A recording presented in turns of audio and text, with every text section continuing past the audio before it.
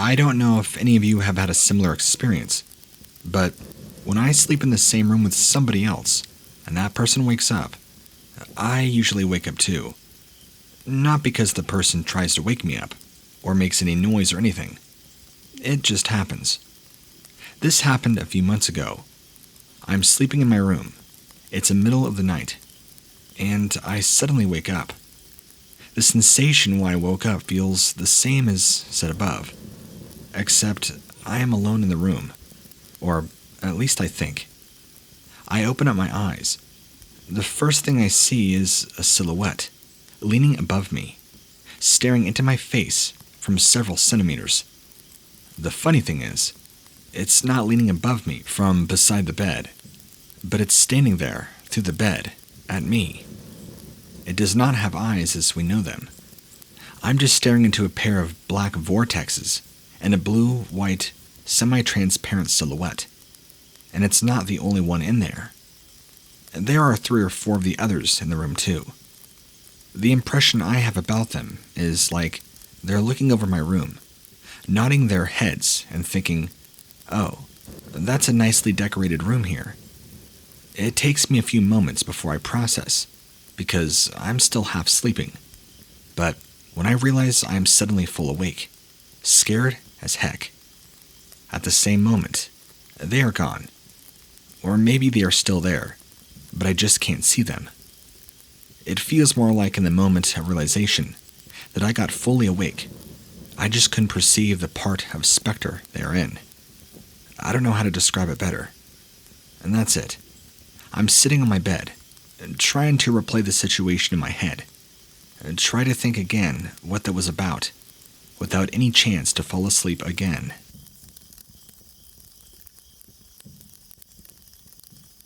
Okay, it's been a little while now since this happened. It was sometime in mid-2013. I was living for quite a while on the island of Kauai in Hawaii. I had a good friend coming visit me from Mississippi, a place I've lived before. I was thinking, what is the one thing I could show him that would really blow his mind? So, one of the more obvious answers I thought was, I'll show him this really cool valley. I don't know if you guys have ever seen this place, but it is truly one of the most beautiful and alien places on planet Earth. Getting to the valley requires at least 11 miles of hiking, and there are no roads to get there. I had been there before, a month or 2 ago, and was completely blown away. So, we set up our provisions and whatnot for camping, only for 2 nights, and I got a friend to get us a boat ride into the valley, bypassing the hike in. 2 days later, we get on a beautiful ride in the morning, and we get to ride in by cliff's edge and through the caves with luminescent water and tides cascading and canopying over tiny islands of rock near the land. Amazing. Arriving at our destination, we jumped out into the water with our things in giant trash bags so they did not get wet, and making our way to land. We do a short little hike to the beach where we will be camping. I think we set up camp somewhat. After relaxing a little bit, I realized that the beach is way lower tide than the last time I visited. My adventurous spirit began to move my legs toward the extra beach.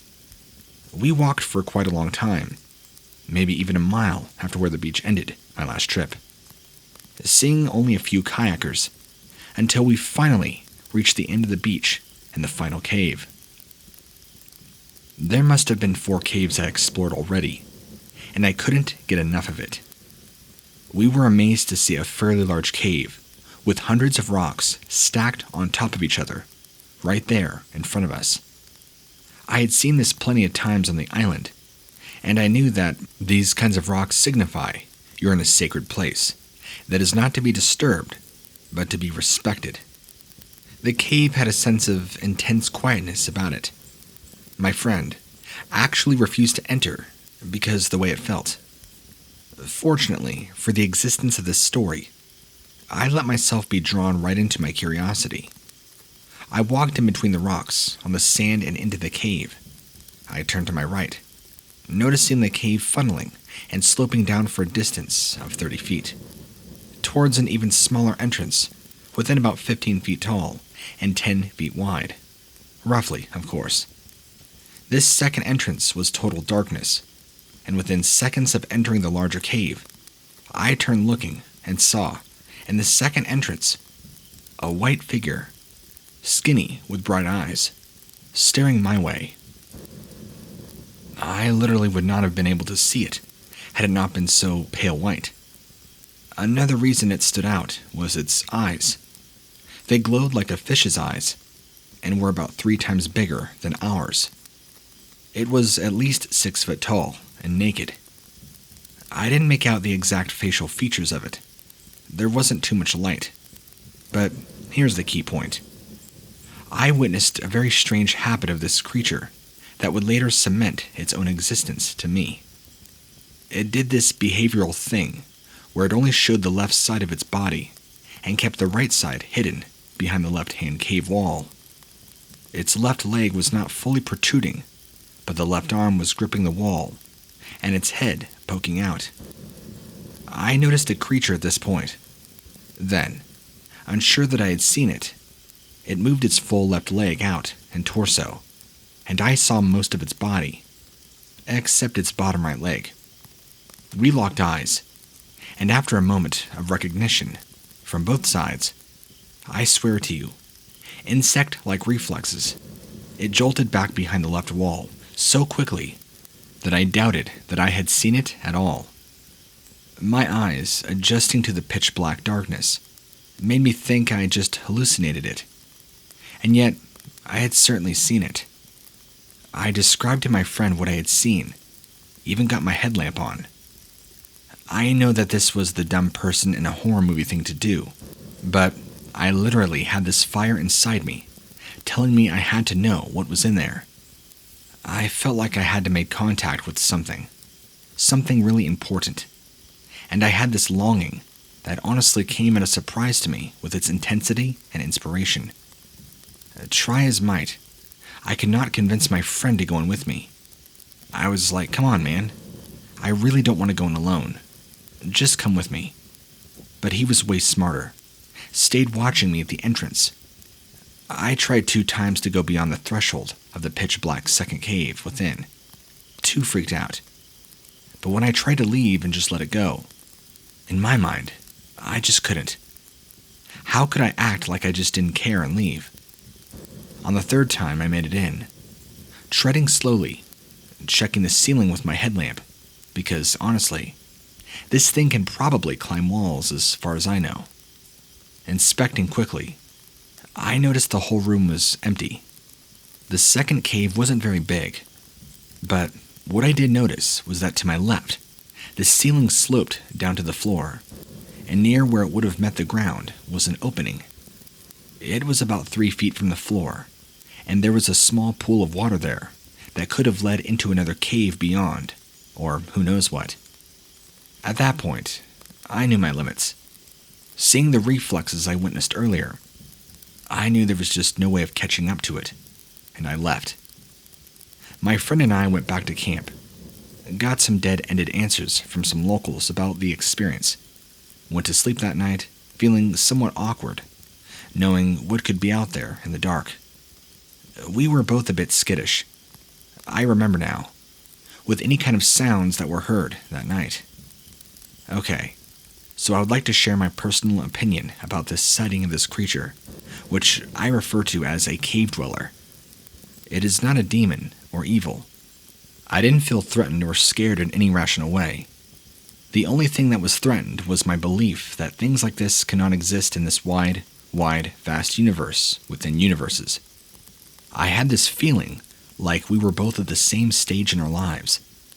I know it's hard to explain, but I had this feeling like we were both mirroring each other's respective experience in that one moment. I had this hit that I had a similar effect on it that it had on me. Maybe out of ignorance of my being, or maybe because I didn't just scream and run away. It saw me, and there was recognition in some way. I understand a little more how silly it is to expect that things don't happen to people every day, or maybe ever. At a time in my life where I'm growing more and more rational, I felt incredibly honored to have had this experience, to really open my mind to what's truly out there. I've seen a few videos with creatures like the one I saw. A great many of them are fake, and I did my best to research the ones I believe are real. When I first left the cave, my mind went through all these scenarios of doubt. I also took pictures of the cave because, at first, it was so genuinely amazing. But here's the frustrating part. I actually filmed a video that ended just minutes before I saw this thing, but it's still good. Thank you so much for reading. I hope somebody with a similar experience will feel validated by this story.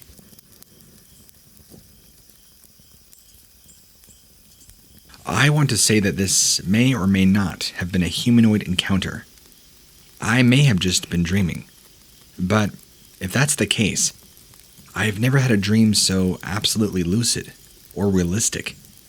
In my dreams, I'm usually always compelled in my actions. But in this reoccurring situation, I'm in full control, and I can feel and smell everything. So, this first came about sometime when I was around 11 or 12, which puts this around 2009 or 2010. I can't really remember which.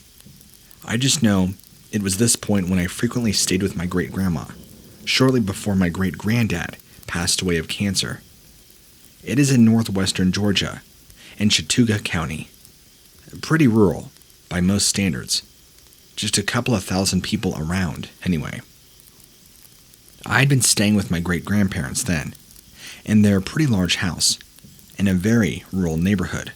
About 4 houses in total, all sparsely spread at the end of a road, somewhat near a nice lake and park. At some time, around 1 in the morning, I decided to get up from my bed, walk down the long hall to the living room, and get myself a glass of water from the kitchen that basically connects directly to the living room. Walk down the hall as normal, but when I approached the doorless entry to the living room, I instantly felt like something was wrong. It felt like time itself had slowed, and the moonlight that shined into the living room from our large side windows didn't quite look right. I then understood what was so amiss to me. The lights in the living room were on, but in a way, there was a yellowish light, like somebody had cut the lights on as normal, but it wasn't the same as what I had always grown up with. They were slightly off. I walked a few steps around the corner, thinking I'd figured out what was bothering me so much. Well, I was wrong. I turned the corner, and in the midpoint of the room, about 6 or 7 feet from me, was a tall figure in this obscure cloak. To the left and right of him were 2 much smaller figures, but they seemed to disappear as soon as I focused any attention to them. I can't even be sure what they looked like. The smaller ones were the classic gray alien shape that I am now aware of, but whenever I tried to glance to them, they just sort of faded into an indescribable there but not there shape. The best way I can describe it is if a shape became the static you would see on a TV screen, or if they had been drawings, they would have been hastily scribbled in. My eyes darted from the tall figure to them, at which point they sort of disappeared, and then back to the tall figure. This was all I could do before the tall one was alerted, seemingly by then disappearing. The tall one was somehow much more unnerving than the other 2. When I looked at him from behind, he was incredibly tall, reaching the ceiling. He had to hunch over a small bit in order to not hit his head. That was the strangest thing, though. When viewed from behind, his black cloak only extended up to the height of a very tall person, and ended. But when he turned around, he was much taller. It was like his head was totally invisible from behind. Now, the tall one is the biggest thing about this whole story. He turns around, and it's like everything around me just warped. Remember when I said earlier that everything felt wrong or out of place in general? It got intensified by several orders of magnitude as soon as he turned around. Somehow, seemed to gain several feet in height and look at me. He seemed very surprised that I was even there. Sound seemed to completely fade away, but I remember exactly what he smelled like. I couldn't place it then, but after spending the next several months visiting my great-granddad in the hospital, then going to his funeral, I can affirm that it was indeed the smell of death. The kind of smell that you only find in places with people dying. It's very specific. Not a horrible stench, but you can feel its morbidity. It's like it thickens the air. The moment he turned around and looked at me, two things happened. First, I became instantaneously paralyzed. I couldn't move. I could not scream. I could only stand. I did not feel like I was there, and I couldn't help but think that I shouldn't be there. I had an instant, overwhelming feeling that I shouldn't be there at that exact moment in time, that exact place. I saw his face. It was very much like what would be considered the standard gray alien face, although incredibly white. Not a bright white, but an unnaturally white form of white. Just dulled, blemish-free, no hair, no variance in coloration. He had a large conish head, small mouth, small nose holes, but his almond-shaped eyes were absolutely horrifying. I don't think I've ever seen anything remotely as disturbing. They looked like they didn't belong in this plane of existence, like a 2D or 4D object existing in a 3D world. I could only see his face, the rest of what I could assume to be his body, still underneath his black cloak. The worst came next. He seemed to just look at me in some form of panicked curiosity for a moment or two, with me still literally paralyzed in fear. Then, he produced a long arm from the side of his cloak, with thin, elongated fingers. He bent his body towards me, as though one would bend over to pick up something, but bent forward towards me. His mouth seemed to expand impossibly wide for his head. His hand creeped closer to me, and right as it touched my face, I lost consciousness, woke up the next morning. The scariest part of the whole ordeal was what I felt when he saw me. I was sure he was going to kill me, but not in a way you would expect, like the fear of getting stabbed or shot at. When he saw me, I felt like every part of me would be absolutely annihilated. I'm atheistic, and still was at the time, but it felt like for that one brief moment, I had a soul, and he was going to steal it from me. It's such an immense feeling of dread, thinking that even more than your very life is about to become nothing. When I woke up, everything was not as it was when I had went to sleep, or when I had woken up originally to get some water. That is what scares me most to this day, confirming to me that this was not a simple dream. While I had originally went to sleep in my bed in a room down the hall from the living room, I woke up in an obscure position on the living room couch. It was early in the morning, probably about 6 or 7 a.m., judging from the light outside. So, I went back into my bedroom, crawled into bed. It was only after I made it into my bedroom that I remembered what had just happened to me. I became mortified, covered myself under a blanket, and waited until I heard the sounds of my great-grandma cooking bacon in the kitchen. That was when I came out of my room and went back to the living room. Fast forward about 2 years later. My great-granddad is now dead. I'm a bit older, and I kept having dreams about the tall one that I saw that one night. I had these dreams somewhat often, but every time I would wake up in a cold sweat, usually unable to sleep for the rest of the night. The dreams were most frequently short after the first encounter, and every night for 4 nights in a row before the second, which I now detailed. The second time I saw him, it played out much like the first. I get out of bed, sometime around 2 or 3 in the morning, went to the kitchen to get a Dr. Pepper this time, instead of water. Around 3/4 of the way down the hall, I remembered what had happened that night, and I instantly freeze. I could feel them close again.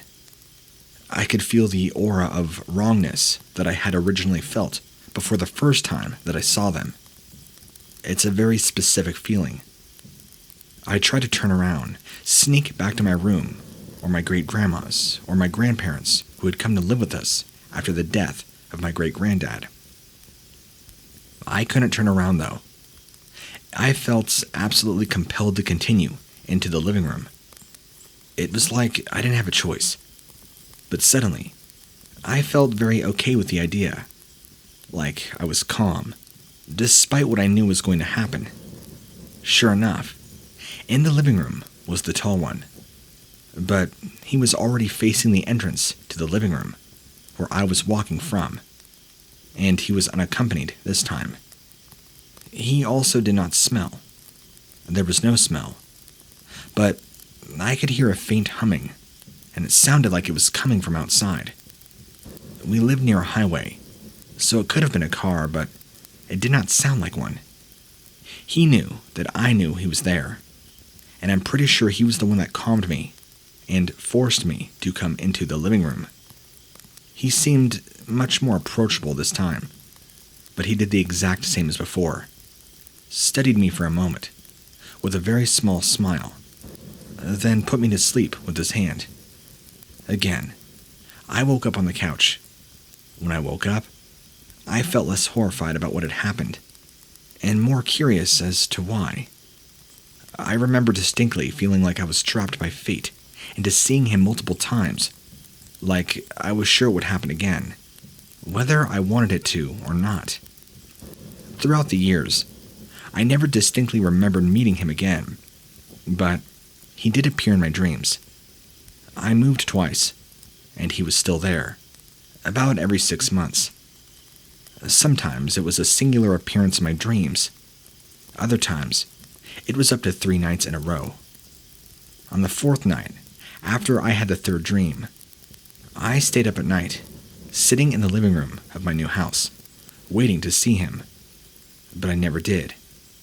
Instead, I woke up, still in the living room, but upside down against my couch, with my legs up in the air, my upper back on the floor, and my lower back resting on the edge of the couch cushion. Several blankets were haphazardly spread around me, and my underwear was around my knees for some reason. I guess he knocked me out before I was able to see him, and he did whatever he does. And all this time, I still have no idea what he actually was doing, or why it was me. I still was very unnerved every time he was in my dreams, but I was less surprised. I haven't had a dream about him in nearly 2 years now, but I am posting this because I recently had a dream with a different entity. I'm pretty sure that it was one of the smaller beings that were with the tall one on the first encounter. He was a very stereotypical small gray alien, wearing a dull red, almost maroon cloak. He greeted me, and long story short, we wound up talking about a lot of things. He told me about the eventual fate of the world, succumbing to environmental issues if we did not stop pollution. He told me the countries of the world forming superpowers, eclipsing most smaller nations, one of them being formed from the US, the other from Russia, and 1 or 2 others coming from Australia and its surrounding lands, or maybe somewhere a short distance off the coast of southern Brazil. I'm not 100% sure, but I do remember the ones about the US and Russia. I asked him if he could share any technological information with me. He told me he could, but it would be limited. He was only permitted to show me a few things. I asked him for a source of limitless power. He drew up a diagram for me, and it struck me as an electrical diagram of some sort. But I knew that it made no sense, so it may be something else entirely. Anyway, this was a bit ago, so I can't be 100% certain of the exact diagram, but it was close. Maybe try hypnosis on me, or some other form to recall it better. I do know, however, that some sort of diagonal resistor-like symbol was in the location on the paper. There was some type of bulb-looking structure on the right side, although it might be inverted as compared to what's in the picture. I know there was a series of boxes with overlapping lines on the left. Anyway, that's the end of my tale for now. I sort of await my next encounter, as the hooded one in the dream did tell me we would meet again. Can someone please tell me if they know what the diagram might be of that I'm speaking about? Any thoughts or opinions on my experience? I really want to know what's been happening. I may not have been able to completely convey what happened right, as this was typed in a hurry. But if you have any questions or comments, please ask away.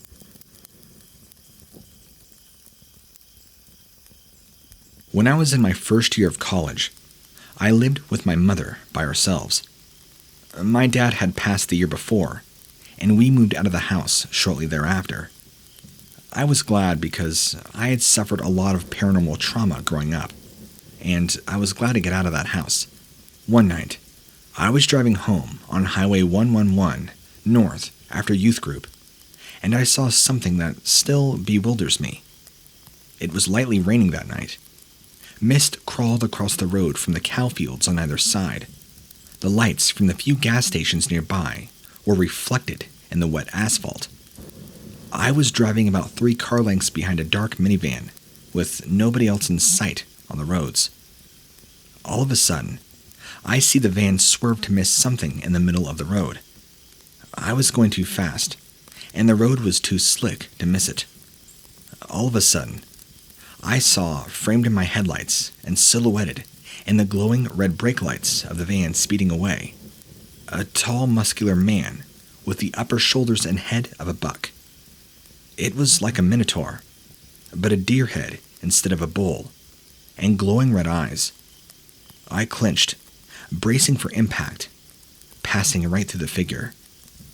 It was like it dissolved right into the mist. I'm used to swerving to miss deer at night, but I should have nailed this thing on the driver's side. Nothing.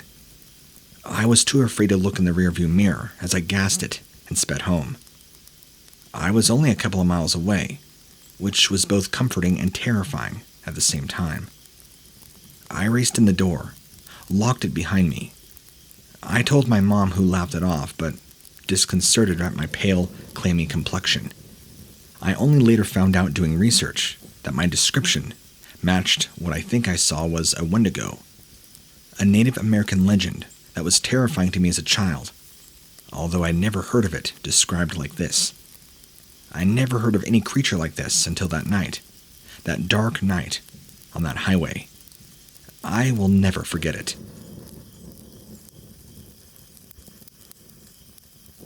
We used to have a cabin up in northern Minnesota. I'll actually get specific, as this has been haunting me for a while. We used to have a cabin on McDougal Lake here in Minnesota. It was on the middle McDougal Lake and was very unpopulated. We used to hunt between Road 103 and 106. We'd usually set up stands along the Stony River. Let it be known that we had never seen anything out of the ordinary out there until my sophomore year of high school. My brother and I woke up earlier so we could get to the deer stand before the morning light. Spent the day at our stand, not hearing really anything. A deer came walking towards us on the logging road. We waited for a bit longer, as it was a solid 10-pointer. Then, out of nowhere, it runs off. My brother, muttering some curse words, headed back to our truck and parked along 103. As we're walking on the old logging trail, we began to almost feel lightheaded at that exact same time. I remember all my senses going into what I describe as hyperdrive. For the first time in my life, I felt afraid. We approached a hill, and suddenly, we heard the most disgusting scream ever. This thing ran from our left to our right, about 15 yards in front of us. It resembled a human, but was a different color. And the eyes, that is what I'll never forget. Its eyes were massive, and it ran in a bizarre sideways motion, but was really fast. I'll never forget hearing it continue to run off into the woods and then stop. We ran to our car, booked up back to the cabin. Next day, we come out with Papa, Dad, 2 uncles, and 3 cousins, and found the tracks. The only way I can possibly describe them is that they looked like an infinite sign with webbed appendages, and the imprint was further in the ground than the back part.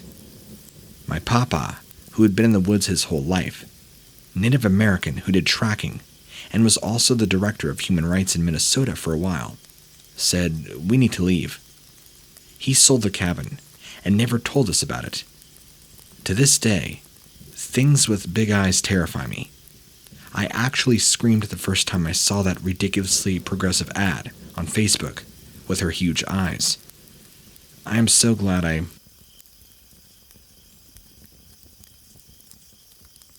2007 to 2008. My cousin and I were often at my grandparents' in upstate New York, where we lived. Out in the country, they owned about 20 acres of old farmland, so there were many open spaces, about 5 acres of woods that my grandpa used to log. One night, me, my dad, my aunt, my uncle, and my cousin were camping at the cabin at the edge of the biggest field on the land, as we did usually during the summertime. At about 10 to 11, my dad, cousin, and I decided to go for a small walk to the other end of the field, conjoined to the large field. Outside expanses have always unnerved me, especially at night. So, I was a bit reluctant, but I went anyway.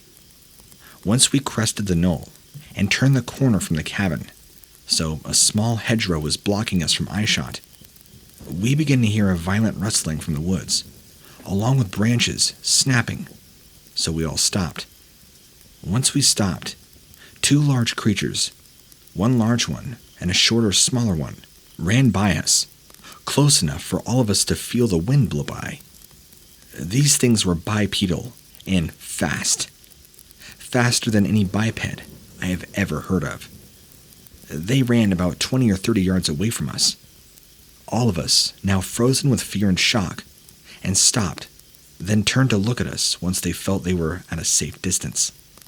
They just stood there, silent, with a curious or possibly frightened gaze for what appeared to be forever. They then turned and ran at the same speed for the rest of the 150 yards in 1 minute. As I said, they were extremely fast. As I've grown up, I've realized that many odd things can be seen and heard in rural New York. But this was the first and the last sighting I've ever had of this kind. I had the most amazing experience at our local Walmart, of all places, in Plymouth, Indiana, about 10 or so years ago. It was a normal day where my daughters, both teenagers at the time, and I went to the store around noon to go get some groceries. After I parked the car and was getting out, I noticed the car I parked beside had a mixed theme going on of extreme gothic hippie 70s. I've seen a lot of themes in my day, but never those two combined together. I sort of chuckled, thought it reminded me of somebody trying to blend in that wasn't from around here. My daughters agreed it was unusual, a very unusual combination of decor, but they thought it was cool. As we were walking into the store, there was a couple in their late 20s coming out pushing their cart. I knew right away this couple belonged to the vehicle I parked beside. I smiled at them and said hello. They both looked at each other, and then at me, without saying anything. I thought they were an adorable-looking couple. Both very tall and lean, elongated faces. Their arms were longer than most people's. They looked very much alike, as though they were brother and sister, but were acting as though they were a couple. Even their hairstyles were identical. Both had long, straight black hair cut in the same style. Their apparel matched their vehicle, a combo of extreme gothic with hippie 70s style. They were lacking jewelry of any kind. You know, The jewelry was hanging on the rearview mirror in the car. Neither had piercings or tattoos. I'm going to give a little background story to help readers grasp the feel of Plymouth. If you weren't born and raised here, you would probably think you'd stepped into the episode of The Twilight Zone. I was raised in a small town 50 miles away where everyone was welcome, and a stranger was just a new friend in the making. We greeted everybody we came across with a smile and a few kind words. We moved here in 1997, noticed right away that people here were not very friendly if they did not know you. Heaven forbid, smiling at somebody and saying hello to somebody you do not know. You don't see anybody in the crowded store stopping in the aisles, talking with one another. To this day, most of the residents walk along, looking down at the ground. I don't know if it's something you ever get used to, but it becomes the norm to see on a daily basis. You can spot another outsider a mile away, because they're friendly. The first words out of their mouths are, "Oh, you aren't from here, are you?" Okay, back to the phenomenal experience that day. I'm not sure if it all started with me smiling and saying hello to the couple coming out of the doors as we were going in, but that's the moment it began. As my daughters and I were going through the store, we spotted the couple again, inside, pushing their cart as though they had not left the store. I remember thinking they must have forgotten something and came back to get more items. I noticed them checking out again, and then the fun begins. We did a ton of zigzagging through the store, as is usual when shopping with two teenage girls. I had just watched the couple push their cart back outside into the parking lot. Then seconds later, they appeared right beside us, pushing their cart past us. I lit up like a kid at Christmas, because it was impossible for them to get from outside parking lot to where they were in the span of a few seconds. I asked the girls if they saw that too, and they both nodded, looked at me like, how did they do that? We all started laughing. They were jumping time, or able to jump from one distance to another, in just seconds. It became hilarious at one point when we were looking around to see if anybody else was seeing what we were.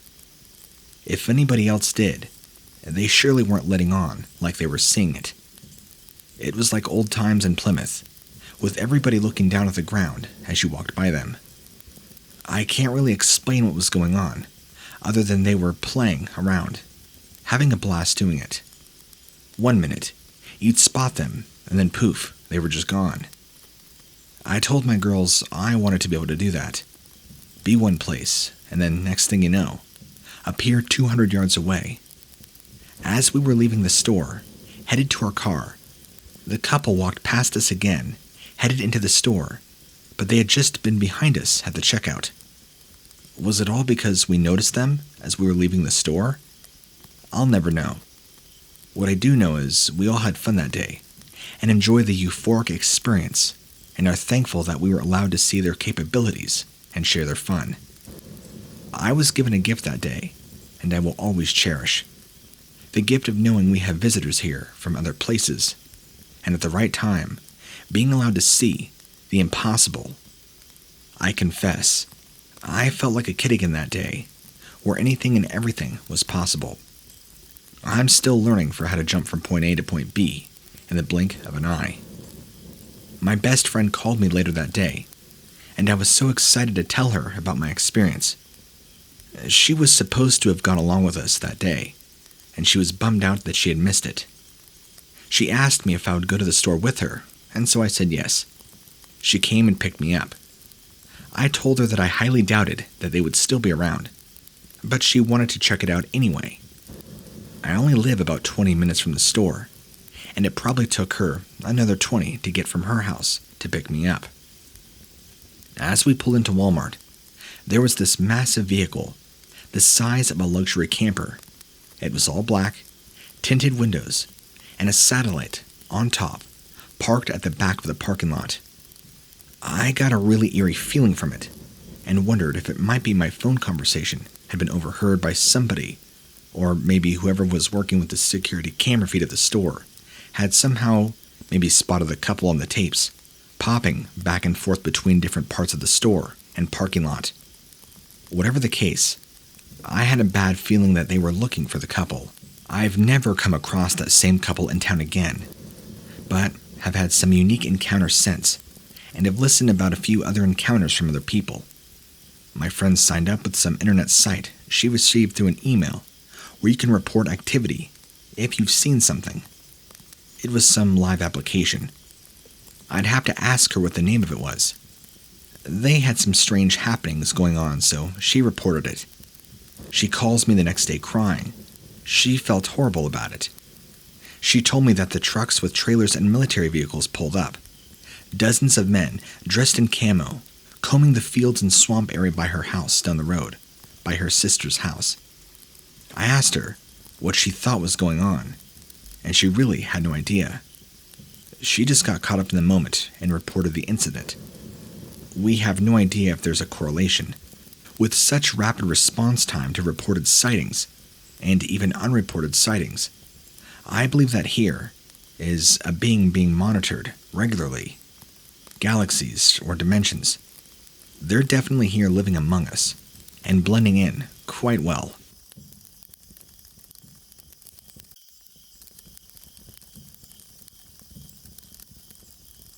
I figured I would share my own encounter with a strange being. This encounter happened some years back. At the time, I had just separated from the military. I moved back home, stayed at my parents' house for a short period. While staying at my parents' house, my time home was spent relaxing, transitioning back to civilian life. My parents just recently got a new cat. The cat really took to me, and at night, before I went to sleep, he would always snuggle up next to my legs. When I woke in the morning, my buddy was always there to greet me. One particular morning, though, my buddy would not be beside me, nor have the ability to greet me. The morning I awoke within a dream, lying on my back. I had no awareness. I was dreaming. The dream felt totally real. I gazed up at a beautiful sunlit sky. I watched as clouds floated past, enjoying the peaceful scenery. Suddenly, and without notice, that peace of mind would soon turn to fear. I watched in shock as my view was filled with shadowy, towering spider-like creatures. As these creatures loomed overhead, they blocked out the sky. I tried to sit up, make my escape from these things, and could not move. My entire body was paralyzed. With no ability to rid myself of these dark creatures, I felt helpless. Suddenly, I felt something touching my left thigh. In this moment, I realized I was in a dream. I burst awake out of my dream, and a wave of relief washed over. Relieved it was all just a dream. Lying there on my bed, now looking up at my room ceiling, and I can't help but notice something still touching my upper thigh. I thought to myself, oh, what's crawling on me? And where is my buddy when I need him? Being that my parents' home is located out in the country, it's not unusual for mice and bugs to make their way into the house. Another great reason to have the cat around. Not feeling that alarmed, I sat up slightly in bed and slowly lifted my blanket. To my utter amazement, perched on my left thigh, sat a creature of unknown origin. The small thing was facing away from me, approximately 6 inches in height, crouching, dressed in a dark shade of one-piece, tight-fitting jumpsuit. The head of the creature seemed hairless, and seemed rather large for its body. Because of limited light, I was unable to make out more detail. The being looked and felt to be busy doing something near my inner thigh groin area. Seeing all about I could withstand, I leapt out of bed, hollering at the top of my lungs. The little devil had vanished, and the house cat somehow made his way outside. My parents never let the cat out at night, and he was with me that previous evening when I turned in. I don't believe this was just me dreaming, in some kind of lucid state. I was totally awake after experiencing that nightmare, and I could feel this thing touching me.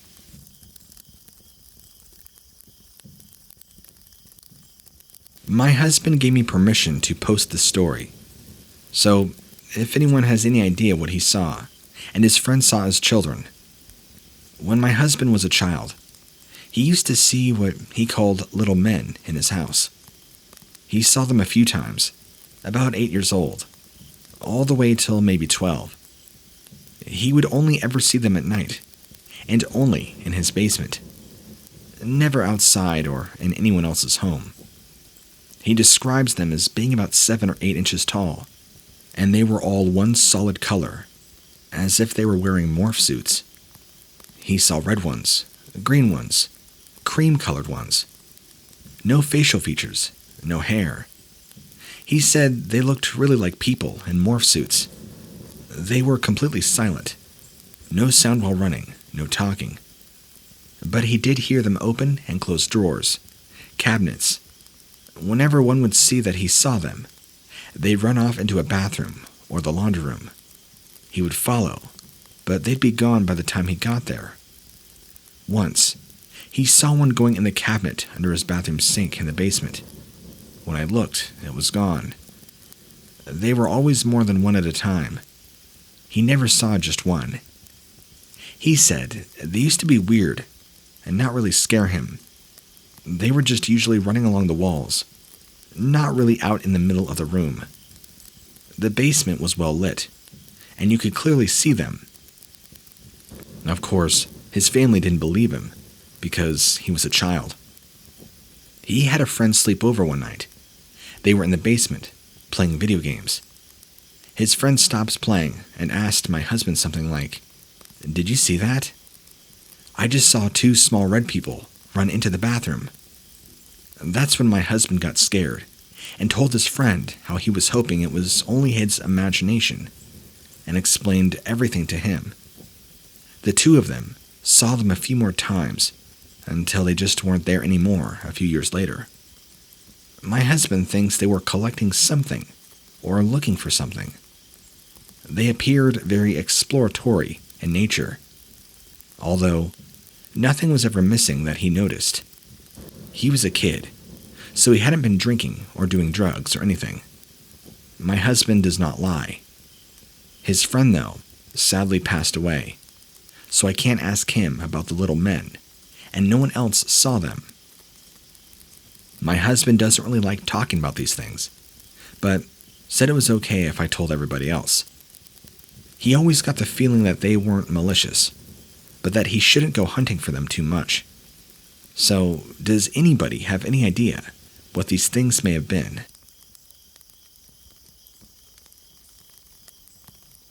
We live in a small town, considered semi-rural, over an hour outside of Houston. My son is 14. My best friends are 13 and 14. They are country kids. They fish and explore the creeks here around our neighborhood, almost as much as they play video games. They're into fishing, camping, bushcraft, just really outdoorsy teens who keep out of trouble and go fishing a lot. Good, honest kids. Our neighborhood is about 150 acreage home sites, with the smallest being 1 acre, and the largest around 20. Lots of tall pine trees and woods, and creeks. The neighborhood is basically surrounded by wooded floodplain where nothing can be built, and lots of intertwining creeks that flood in heavy rains.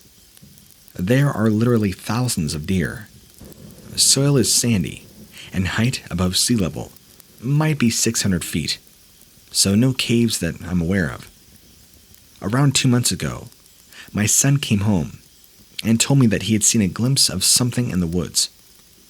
All 3 boys were at a part of the creek they had not frequented much before. My son glanced up, saw the nude, unusually light grayish-skinned back of an extremely thin humanoid. It seemed to be about 4 to 5 feet tall, moving away from them, slouching, moving in a weird, distinctive way, on all fours, with very long arms. He directed his friend's attention to it, but it was just a glimpse as it moved away from them, behind some brush, next to a large, thick old tree, and just seemed to be gone. They did not hear it move off or see anything else. The reason he felt comfortable telling me is because I had already warned him that there were things in the woods living that we share this planet with. My great-uncle, who lived to 83, spent his entire retirement deer hunting with little more than binoculars on his property in north-central Texas. He clocked literal decades sitting in tree stands in the woods. And once, I was in my early 20s, he told me that there were things in these old woods we don't even know about, but they're there. I'm certain he had seen things and creatures. I passed the verbal knowledge and warning onto my outdoor living son, around age 12, in the hopes it would help him stay calm and not fear nature forever if he ever saw anything out in the woods. Today, my son and 13-year-old friend were back fishing the creek, just the two of them. They'd been exploring the sandy creek bottom, crouched over looking at things in the water. They got hungry, so they packed up their small gear items to head home. My son stands up, while putting his day pack, locked eyes with this gray-skinned thing that was watching them. It was peeking out from behind a tree. As my son saw it, he said it ducked its head behind the tree, impossibly fast. My husband and I were outside our house when he rode up on his bike. The creek area is accessible from one of the neighborhood cul-de-sacs. His pants were fully drenched, and he looked like he had fallen in or scrambled through the water and sandy banks. Pretty good. I sent him into shower, suspecting nothing, and kind of distracted by my need to begin prepping Easter dinner. Later, when it was just us, he told me what had happened. This thing was watching my kid, my only child. He told his friend that he had just seen it watching them, and they immediately left the creek. His friend, clearly being able to hear the truth in the tone of my son's voice, not wanting to stick around. Yet again, he described it as looking to be 4 to 5 feet tall, said it looked like it had no mouth, small enough that it hasn't terrified him, just kind of disturbed him. All three boys have told me the creek in that area feels creepy, but being teenagers, they seem to get curious again, overcome their hesitations and go back, even though I request they fish elsewhere. Looking for some serious input here. Are these things dangerous?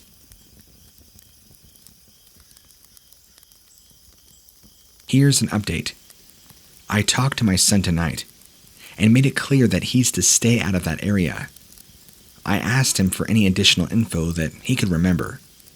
He did go into a little more detail, and it is frankly quite troubling. He described it as bald, having kind of a long neck, reiterated that it moved impossibly fast. The image seems to be burned into his mind. He said the tree had 3 woodpecker-like holes in the trunk, and that this tree was what it was hiding behind.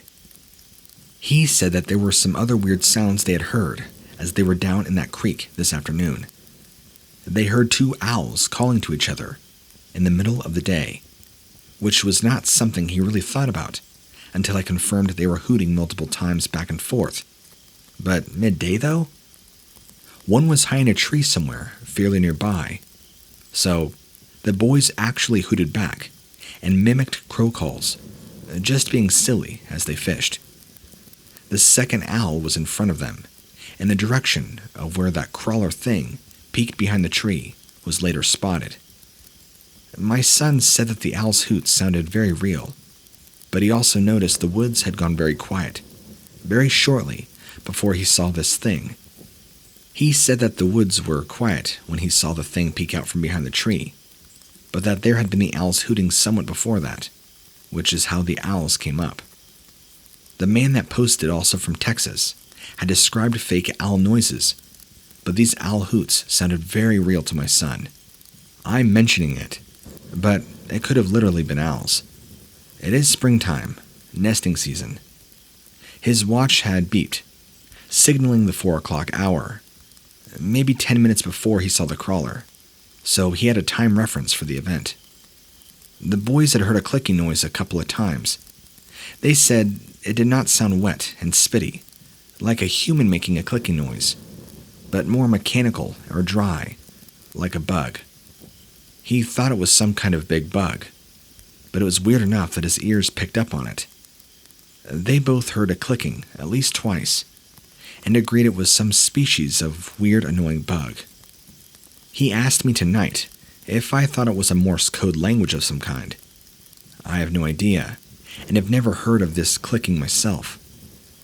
I asked if he had felt strange, like he was being watched. He said no, but he had a mild gut feeling of something slightly amiss when the birds and squirrels were quiet or absent, which he halfway noticed about the time that he was shouldering his pack, only seconds before seeing this thing. But the guys had previously been goofing off, making racket and hooting like owls, which are predators, so. As a mom, the idea that, number one, there could have been more than one, what with the hooting and the clicking, and two, the things might have been making noise to get the boys' attention, which really bothers me. I'm not at all surprised the woods had gone quiet. My son said both eyes faced forward on this thing, which means it is a predator, not a vegetarian.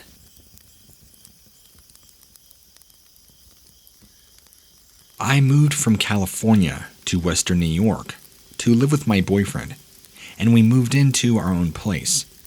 It's a very nice area, so I would say I live without a huge fear of anything really happening. We work nights, but I'm currently laid off due to COVID. My boyfriend still works, though, 8 p.m. to 4 a.m., so I'm awake and alone during these hours. Only my dog and 2 cats are with me. It all began as knocks on my back door. It's always coming from the back door. I would sometimes get scared of, but just pass them off as wind. One day, while I was playing PS4 online while in a party chat, I hear a lady sobbing outside. I tell my friends, and they tell me not to open the door, believing it could be a human trafficking trick. So I crawl to the window and peek outside, only to find nobody out there. So we all joke that my backyard is haunted. I don't think much of it, and eventually, I forget all about it. This one stands out to me, because I almost ran outside. I was on the phone with my family as my boyfriend was leaving to work. Usually, he lets the dog out before he leaves, and sometimes she doesn't come back in immediately. This is important, because she has escaped from our yard as my boyfriend leaves, and we have to chase her down the block to catch her. So, while I'm on the phone, I clearly hear my boyfriend yell the F-bomb, and I immediately think, oh no, the dog escaped. So I hang up the phone and rush to the door. But I realize his car is gone, so I just stand confused and call him. Hey, what happened? Did Ruby, our dog, get out? He says no, she's inside. Why do you think that? I just heard you yell outside. Oh, that's weird. No, I'm like a few blocks away right now. I was left extremely confused. I've never experienced that. I keep hearing things since then. Knocks, bangs, even meowing once. But I ignore them all because I don't want to go outside. Whoever or whatever it is wants me outside, I guess. So, at around 3:30 a.m. today, my boyfriend got out early and got home, as I was washing dishes. He went upstairs to get changed, and I continued doing my thing. I then hear him at the back door say, hello. For a moment, I'm thinking he's outside the door and needs me to unlock it and open it. But I quickly realize in fear that he is upstairs. So I freeze, immediately call him, and now I'm scared and confused. He tells me he didn't say hello, and that he's actually in the bathroom. I slowly walk away from the kitchen to the opposite side of the house, and I was shaking hard. It was definitely his voice and rhythm. Whatever it is mimicked his voice perfectly. I'm even shaking now, to be honest. Nothing else has happened, as now the sun is out. But I do worry for tomorrow, and every night after that. I luckily am not getting hurt by it or anything. It's just very scary to experience, and it's honestly giving me some anxiety now every time I open that door. One of my friends has told me to get my house blessed. Although nothing ever happens in the house, it's only in my backyard. I was also told to put nickels on the window, or something like that. I don't know if I'm going crazy in imagining this. I wouldn't believe it that it could be though, because it does not happen when I'm thinking about it. It's always random moments, when I'm too busy doing something to be able to reimagine it. No, I'm not on any meds. I don't drink or do any drugs. I've looked online for anything similar, but haven't found a thing. What are your thoughts?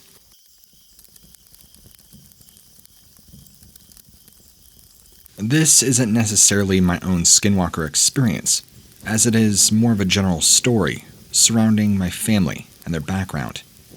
My mother is full Navajo, just like her mother before her, and her father, so my great-grandfather, apparently was, what I'm told, was a skinwalker. He died a pretty horrific death, probably in turn from his own black magic, or so I'm told. Now, even though he was supposedly a skinwalker, his daughter, my mother, and I are not anything like that. We do not dabble in magic, and only entertain good spirits. My mother and grandmother both have pretty terrible stories about this man. He was very wicked, very abusive, and very mean. It doesn't sound like he became a skinwalker until later on in life. But even when my grandmother was a little girl, he was just awful to her.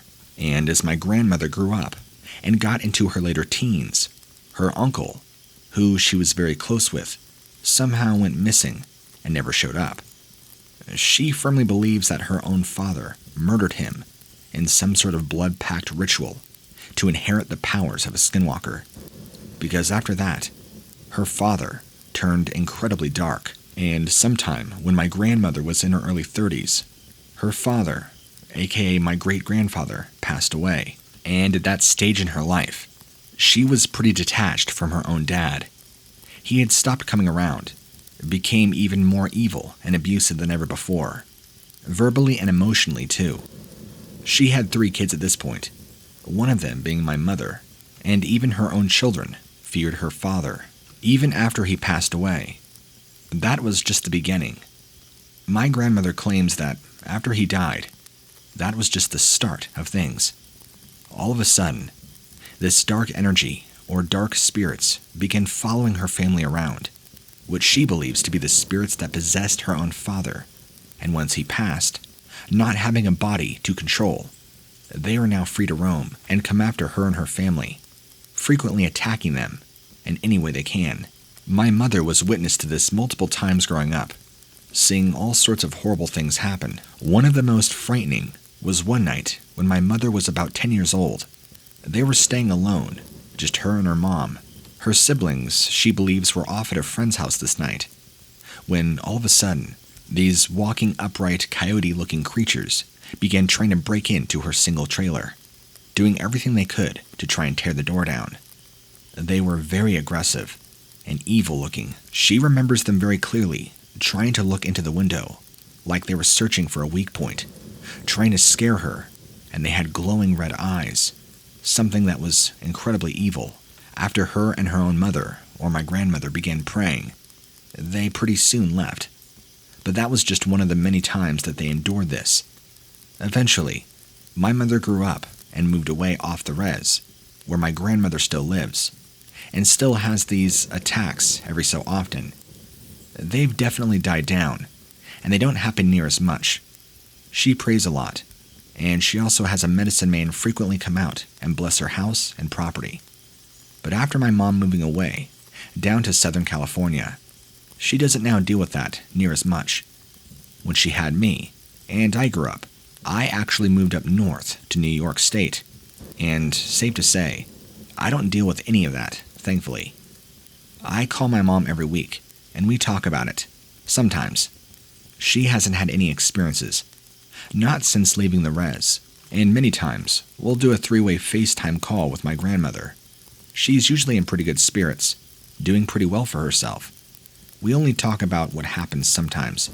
She's still doing okay though, not having anything too strong. But when she was younger, the attacks sure were frightening as they were frequent. I'm sorry this wasn't my own personal skinwalker experience, or maybe it just wasn't that exciting. But I figured the information was unique as it is interesting, and I thought you'd like to hear it. So I shared it with you. You're more than welcome to tell this on your channel. If anybody could offer me advice, like maybe what to do, maybe what to tell my mom or grandmother, and maybe give me some knowledge on if it's true that when my great-grandfather died, the spirits that possessed him and controlled him now still try and haunt my grandmother. But then I also wonder, why have they not attempted to come after me or my mom now that we've moved away? I'm sure there's some reason for this. So, I'm 21 now, and recently, after work, I was telling one of my coworkers about an encounter that I had in high school with some supernatural being. She seems to think it was either a skinwalker or a fae, and was even legitimately surprised that I'm still alive after it. But I don't know. Was wondering if any of you could help me out. So, for context, when I was about 16 or 17, I was hanging out with my group of friends at a friend's house near the Indian Reservation in Washington. This was around Colville. But our friend had an orchard right behind her house.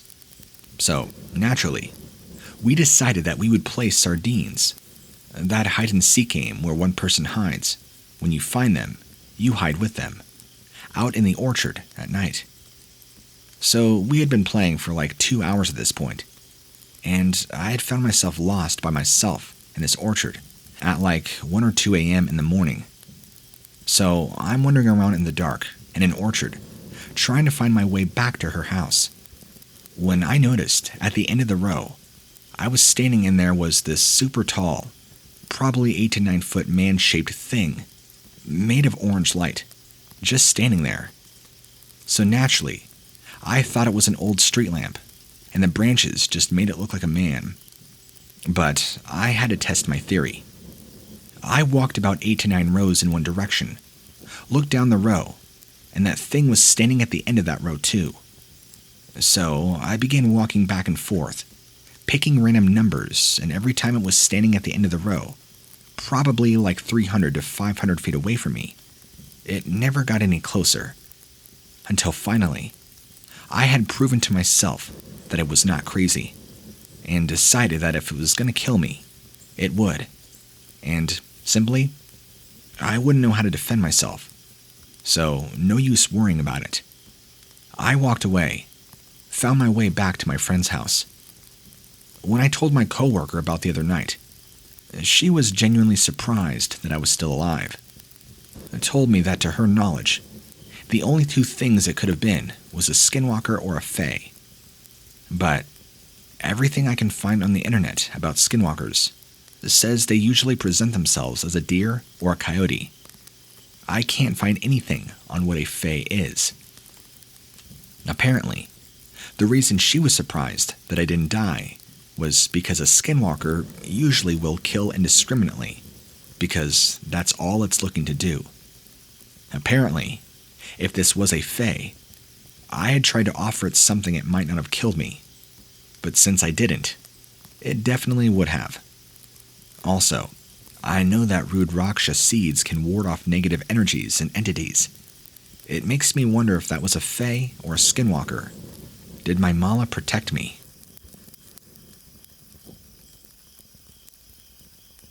I will preface this by saying I'm not trying to categorize what this person saw as a skinwalker. I think this is a useful category, but at times broad. I will only describe what he saw, When he and I and a few other students discussed what he saw, Skinwalkers came up by name. So did Wendigo. We loosely referred to it as a skinwalker, but mostly just as it. I'm a high school teacher. I love my job. I teach math, which I love and the kids hate. So, to keep to the kids on my side, I frequently give them breaks to just do whatever. So, by now, my students know I love talking about certain topics, including the paranormal, but especially UFOs. We actually listened to the Hunt for the Skinwalker audiobook yesterday in the class that this student is in. So today, this student, a super smart and talented kid, I might add, charming, witty, a great young person, says to me, "Hey, I have a story." He was driving to his home from the gym at about 9:30 p.m. some day last week. He said he was feeling great, had a great pump, everything. He was turning onto his street when he saw a bipedal thing moving quickly in the direction of the road he was able to turn onto. It was in an open field. Said it was the color of my classroom wall, basically white. But when I said it was white, he would say no, say it was the color of the wall. He said it was tall and slender, but not just skin and bones, still muscled. He said it was moving at a speed similar with his car across this field, and said its legs were long and it had big feet. I'm struggling to exactly recall or honestly make sense of how he described its legs and locomotion. I'm going to ask for clarification, but it also seemed like he was struggling to describe it in the first place. He mentioned its knees being prominent, but also that it seemed to have that weird classic dog leg thing going on, but only when its legs was back. He says when the leg was forward, it bent like a human leg. I'm kind of imagining it taking these fast tiptoe-looking steps, where its legs come down and back, maybe changes shape or something. He said its arms were long, and it had witch fingers. He did not see a head or neck on its shoulders. We looked at that classic 4chan Skinwalker trap cam picture, where it's looking at the camera. He said, "That's what I saw, but without a head." He said it left a tall, blurry trail of its own image as it moved. And the oddest thing of all, he said, it turned into a street sign. So I asked for clarification on this, but he was confused as I was. He watched it cross the street and blend into an existing street sign and disappear via this transformation. I've suggested he could return to the location of the sighting and see what he can find or remember. I find his report credible, and that he believes himself. I know a whole bunch more about stuff in the sky than I do on the ground, so I figured bringing this to light was important. Let me know what you think, especially if this rings similar to other encounters.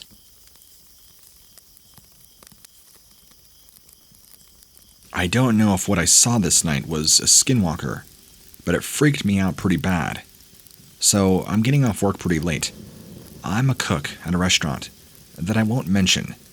I don't want any people driving around here, or for me to lose my job, since I still work there, or worse, for this place that I love to get bad publicity. I'm kind of family members with the owner, so we'll just keep it at that. I'm leaving for my car one night, and across the field from where the parking lot is, I see this really large coyote. I thought it was weird because usually you don't see a lot of farm life out here.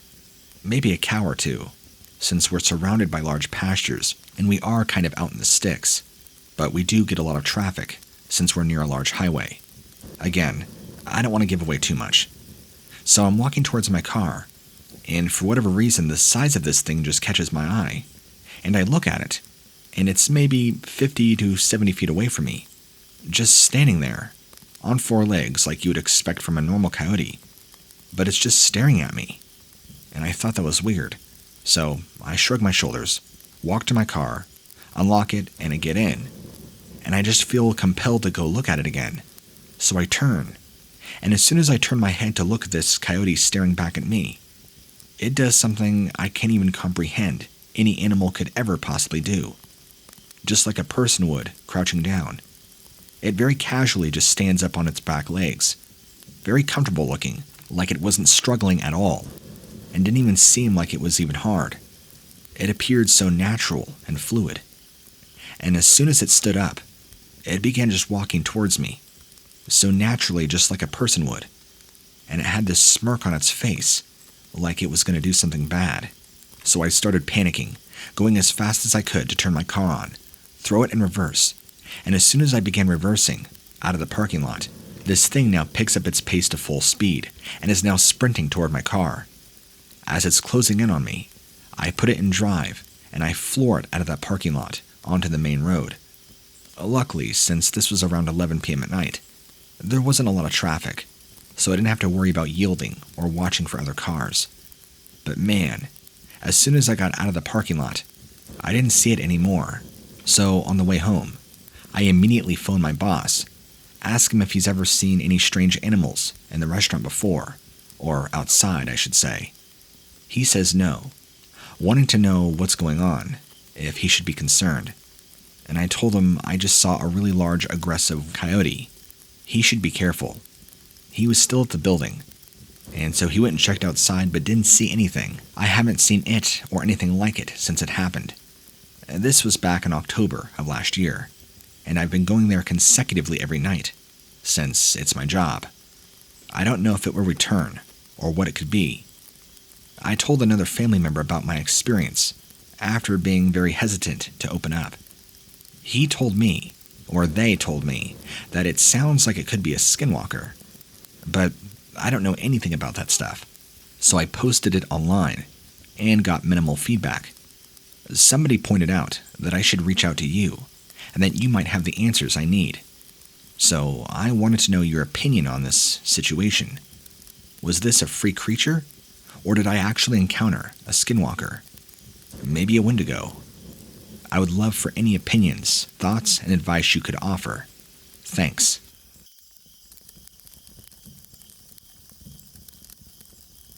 Before I became a teacher, I had a very short-lived career as a ranger. I'd grown up in a heavily forested area, and had been an avid hiker and camper. It had seemed like it would be fun, and a pretty easy job. Right after college, I got hired by the National Park Service, and even had a brief placement in Utah, before being relocated to Tennessee, specifically the Smoky Mountains. It was a beautiful area, and I was really looking forward to spending summertime there. Instead, I got the summer of hell.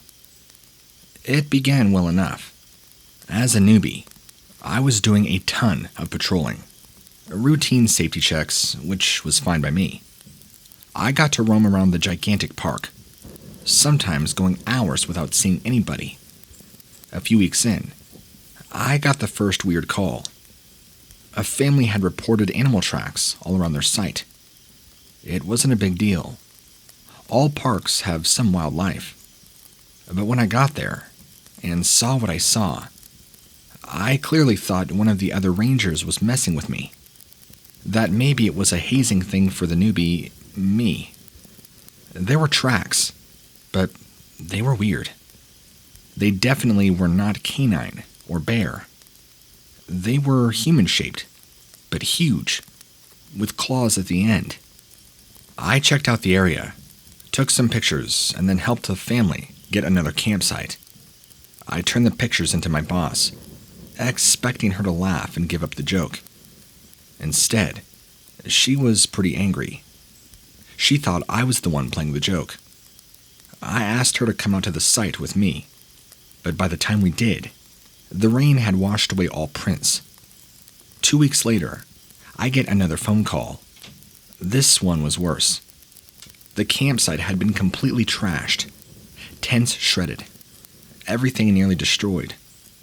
Luckily, the campers had not been there at the time. This camp was in a very grassy area, so there weren't any footprints. But I did find some light brown tufts of fur on the ground. This time, my boss saw the destruction herself. She marked it in the books as a bear attack. The fur didn't resemble anything like a bear, though. It was much longer.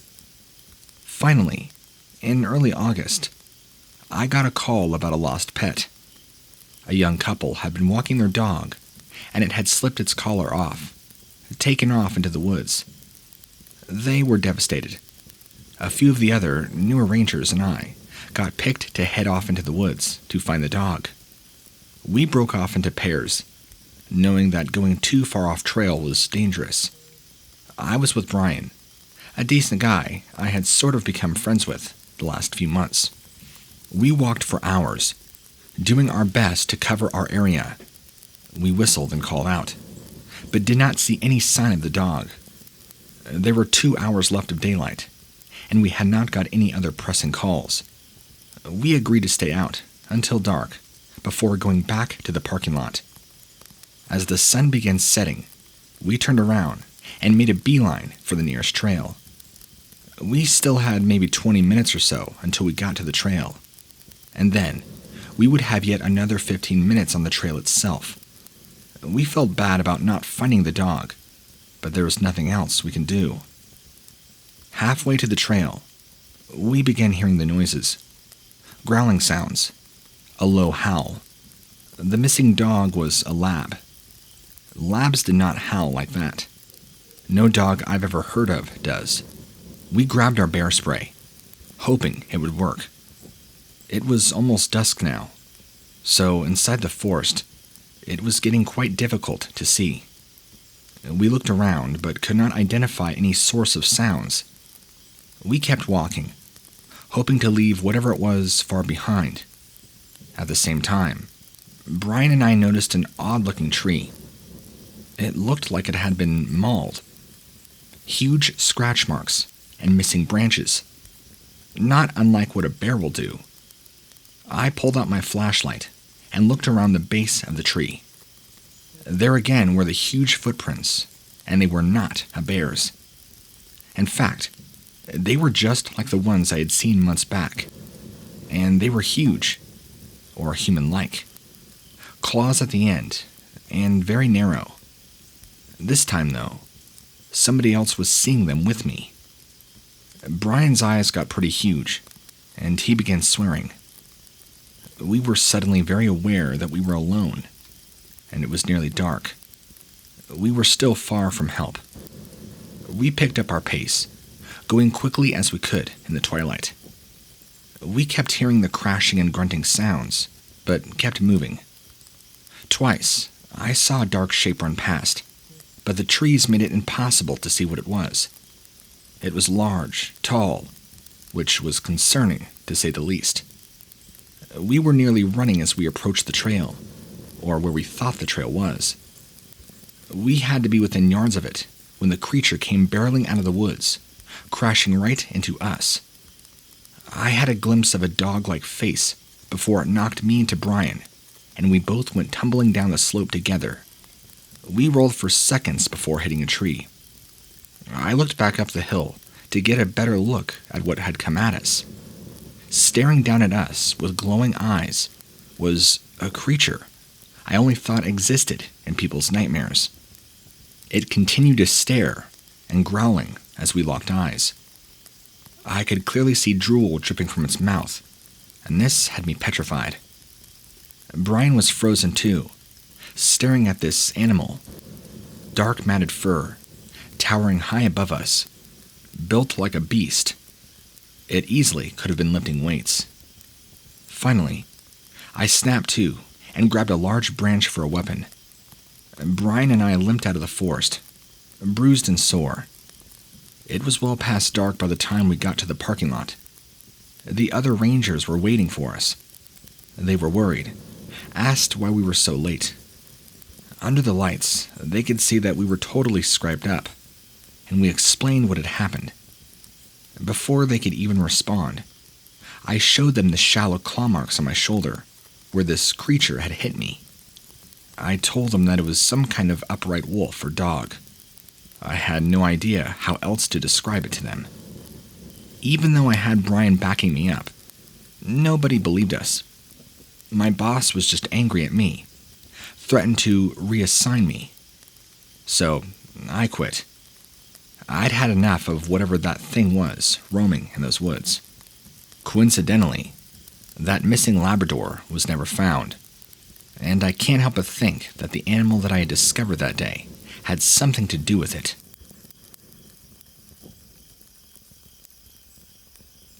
Two years ago, another ranger and myself found a giant pentagram in a small clearing of trees drawn on the ground, like 20 feet in diameter.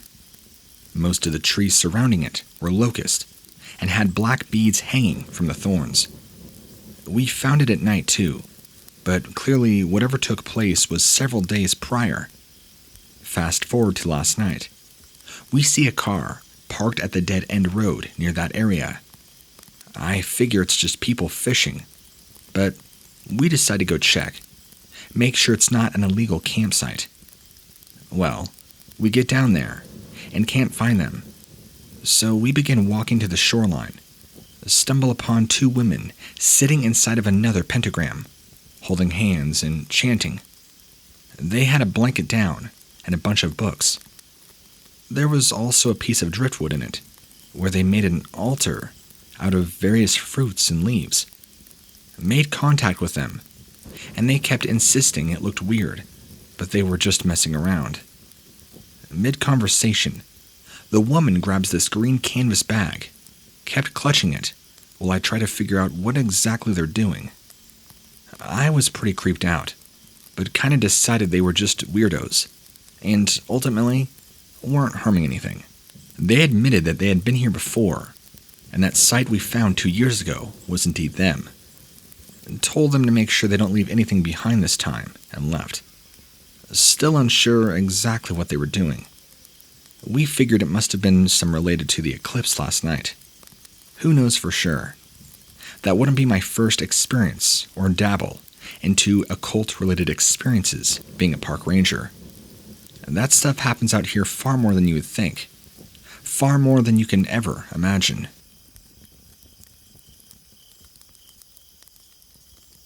For anonymity, I won't say exactly where this happened, but I will tell you this did occur somewhere in the Pacific Northwest. I was doing my usual patrols one night when I get radioed from one of my colleagues that suspects he's found 3 unmarked graves. Well, I come over, check it out with him, and it does indeed look just like that. And it does appear to have 3 large holes that were dug recently and then covered up, just in the shape as you would digging a grave. The police came in and excavated these holes, and it turns out we were right. They were unmarked graves, but for who and why? Out here in the middle of nowhere, about 7 miles from the nearest hiking trail. It made no sense. The graves were pretty fresh, but the bodies in them were very badly decomposed, mostly bones. What's very disturbing about this story is that all 3 bodies exhumed from those graves were all very, very large men, 7 to 8 feet tall. No, these were not Bigfoot. These were clearly human skeletons, just 3 gargantuan-sized men, clearly decomposed. So we had all these questions. Where did these people come from? Why were they naked? There were no traces of any clothing. Why were they so badly decomposed, and who buried them? I can't remember if I told you already, but this was right around 85, 86. And the police and the coroner were all just as baffled as me and my colleague were. Easily one of the strangest finds I've ever had, even to this day.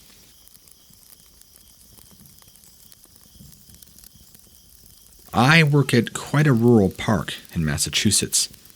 We have a small nature trail that we have never really seen much pop up on before.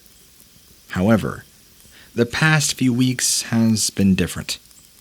2 weeks ago, we got a report of a raccoon tail and entrails on the trail, something we have never heard of before.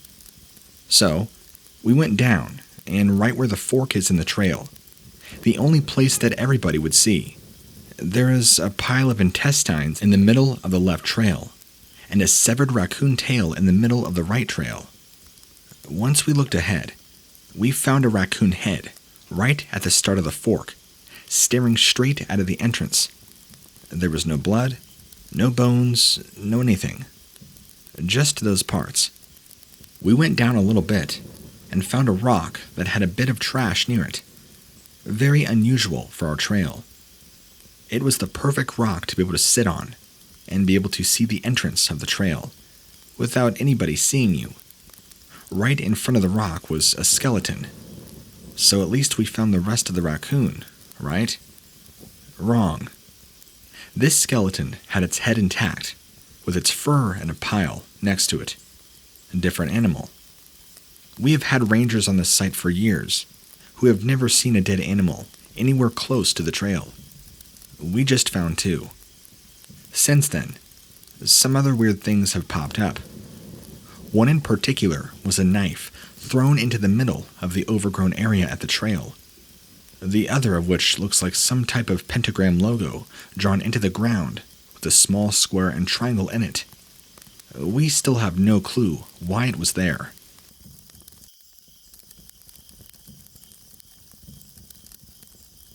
I don't know if you would classify this as a scary encounter with some unknown humanoid being, but it was certainly strange, to say the least.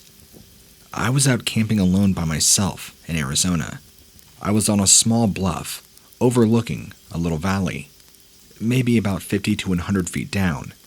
It wasn't that high up. It was early morning time. I was climbing out of my tent, making myself a cup of coffee, watching the sun rise above the horizon. It was simply breathtaking. But then something happened below me, in the rock.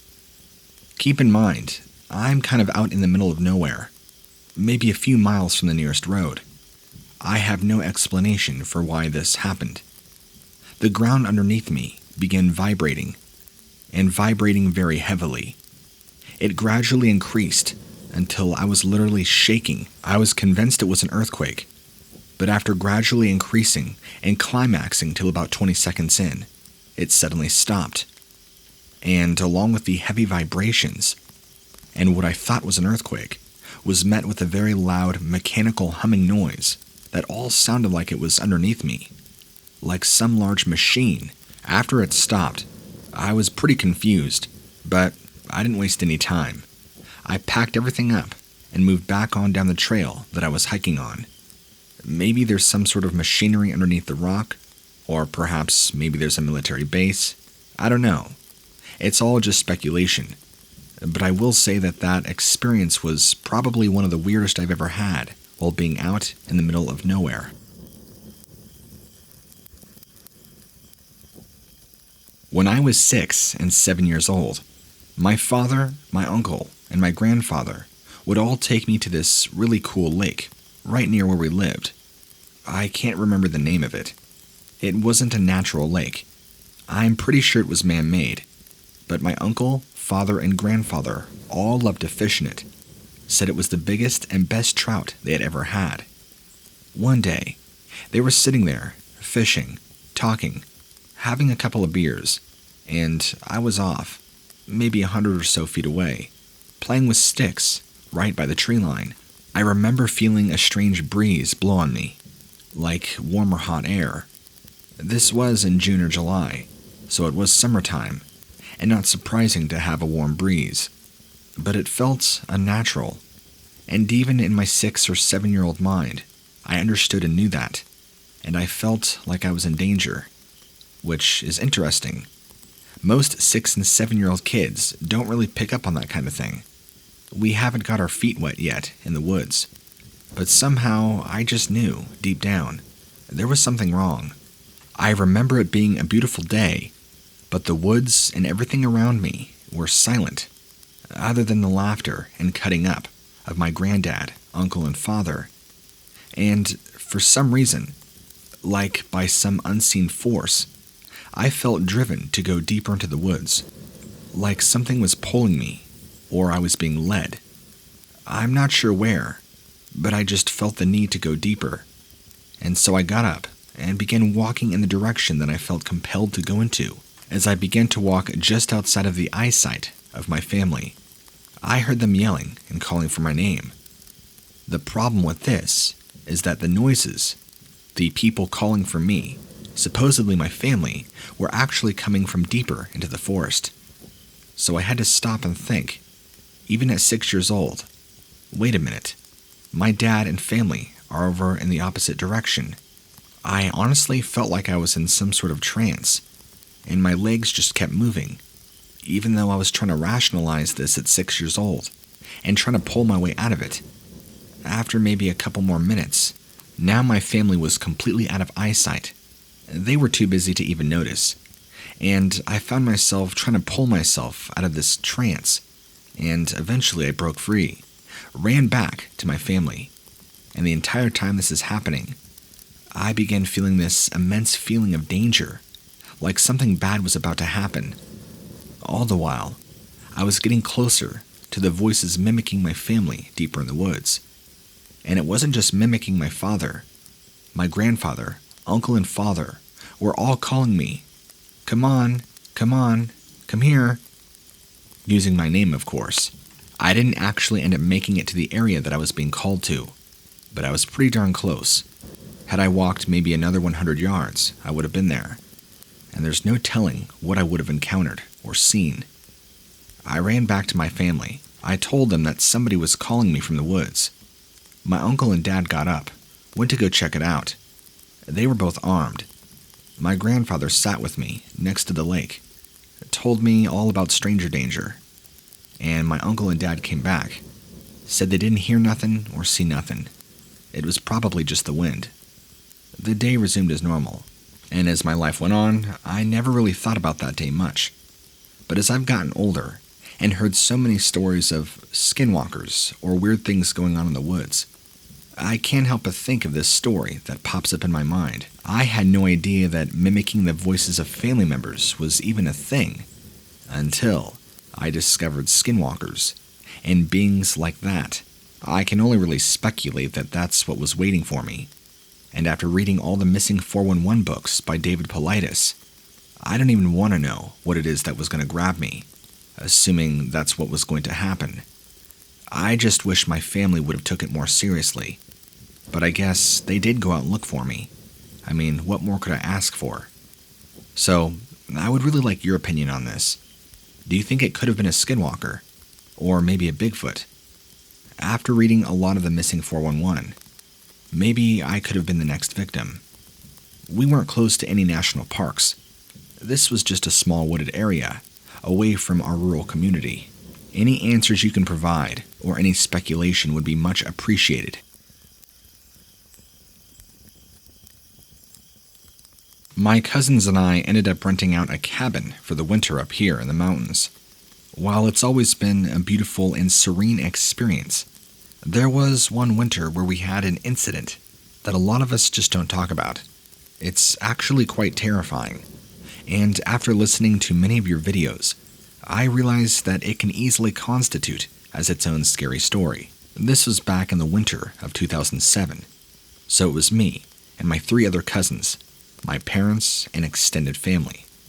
We have a pretty large cabin that was built, so we can all sleep in it pretty comfortably.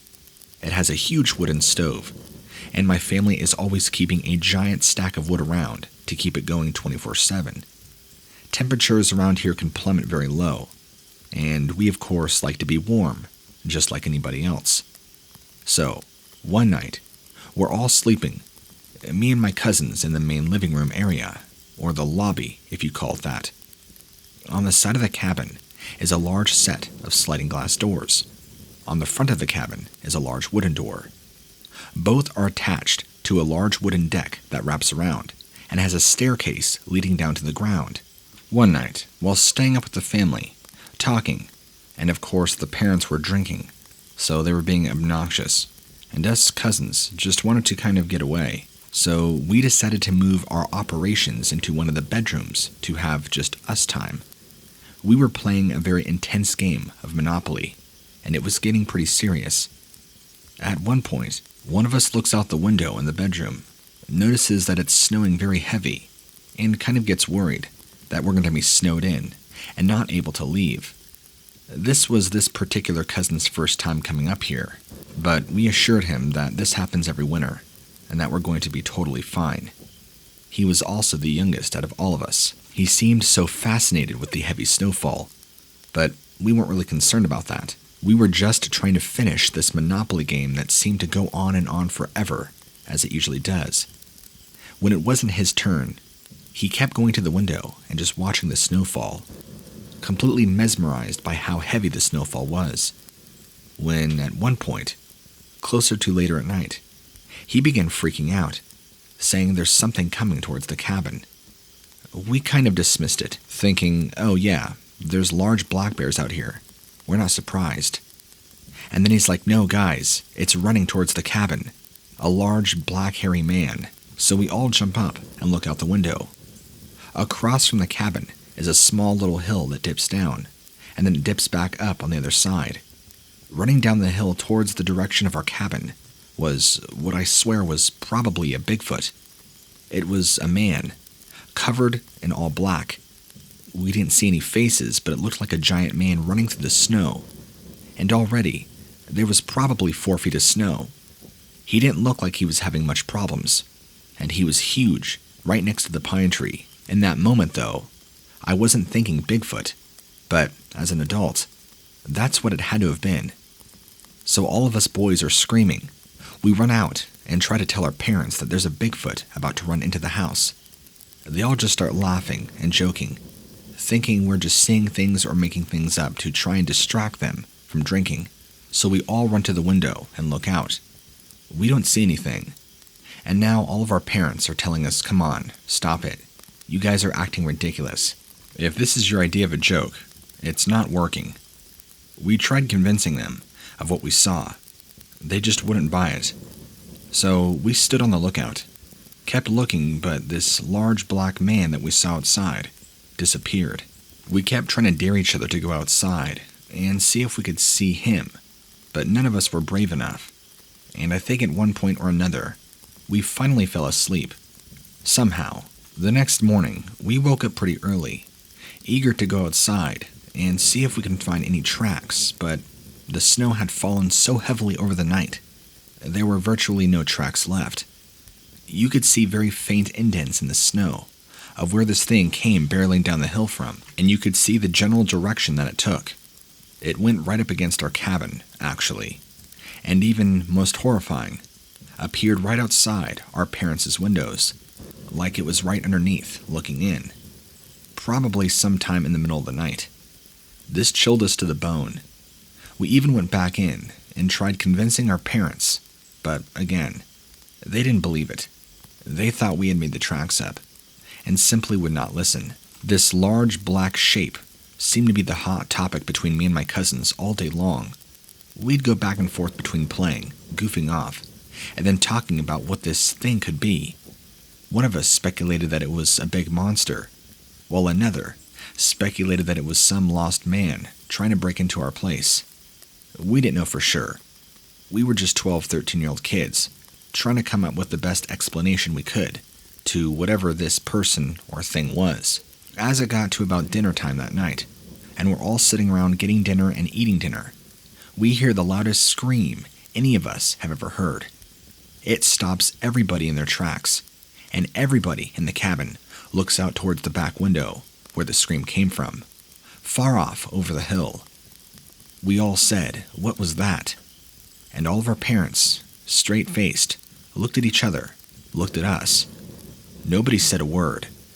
The rest of the dinner was pretty quiet, and I knew in that moment that they knew that wasn't just a bear, or a coyote, or an owl. That was from something none of us have ever heard before. And right before bed, probably maybe 8 or 9 this night, a few of our family members go out and gather some more wood from the outside shed. They both come back in and let us know that we're actually going to be heading home in the morning. Things are going to be cut a little short. There was hushed conversation between the adults. We all knew that they knew something was up, because this usually lasts for 4 to 5 days, and we'd only been here for 2 or 3. There is no reason why we should be cutting our trip short. They acted so weird about it.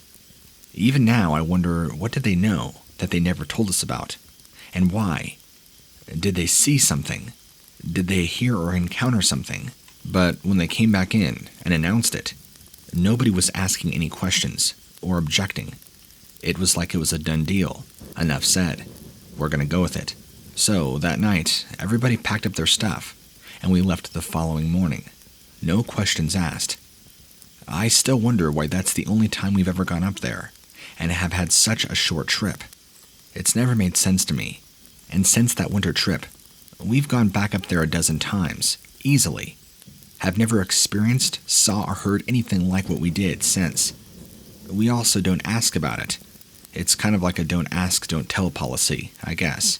But I can guarantee you that something happened up there that winter. Whatever it was, I'll probably never know.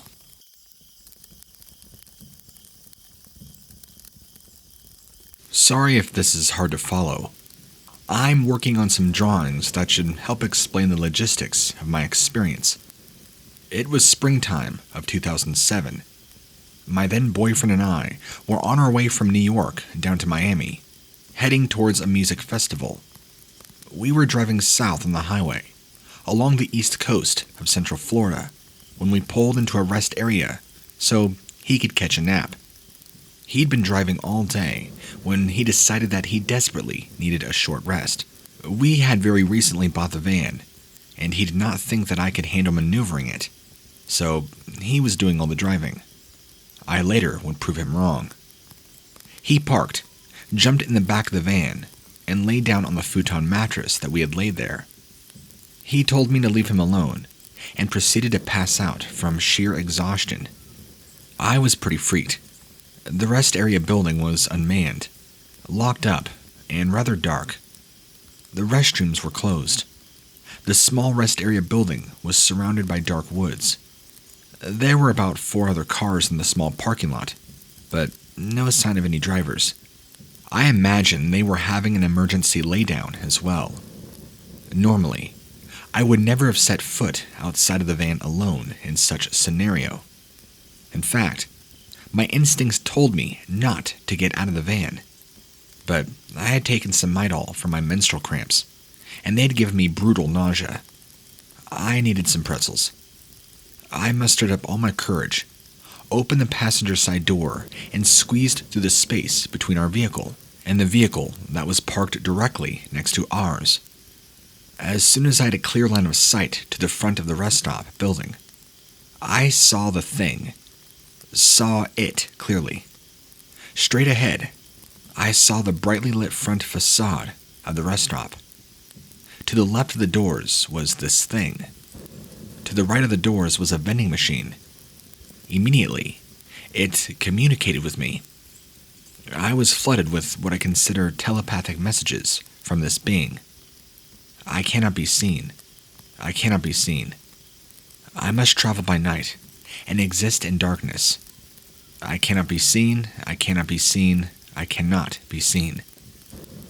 And I felt an enormous wave of compassion for the being, rather than fear, which might seem more like a logical reaction to somebody hearing this story.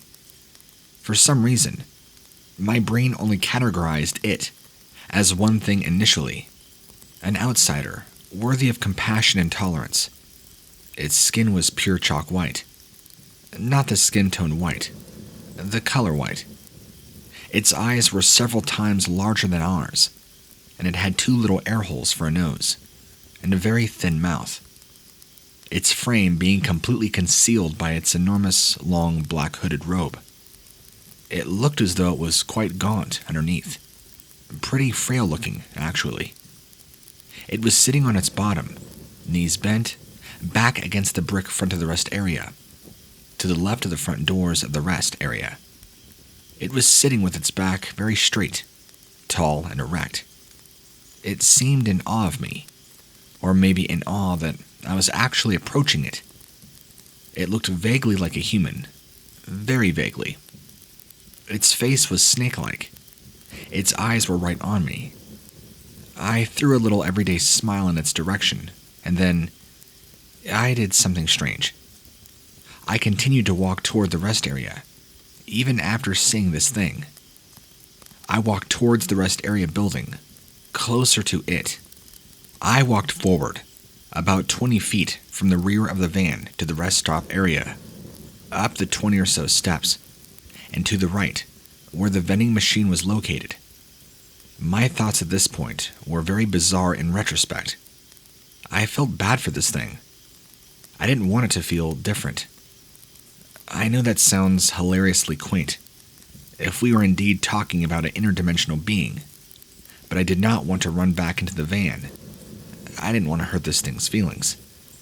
I didn't want to make it feel like a freak. It had already told me that it could not be seen due to the way people would react. So I wanted it to know that I didn't judge it for the way it looked, and that I'd be willing to come to terms with its horrific appearance in order to extend some humanity to it. I did not know about fallen angels and such at the time. It was with the very bizarre strong conviction to be righteous and humane to this thing that I walked toward the vending machine, got pretzels.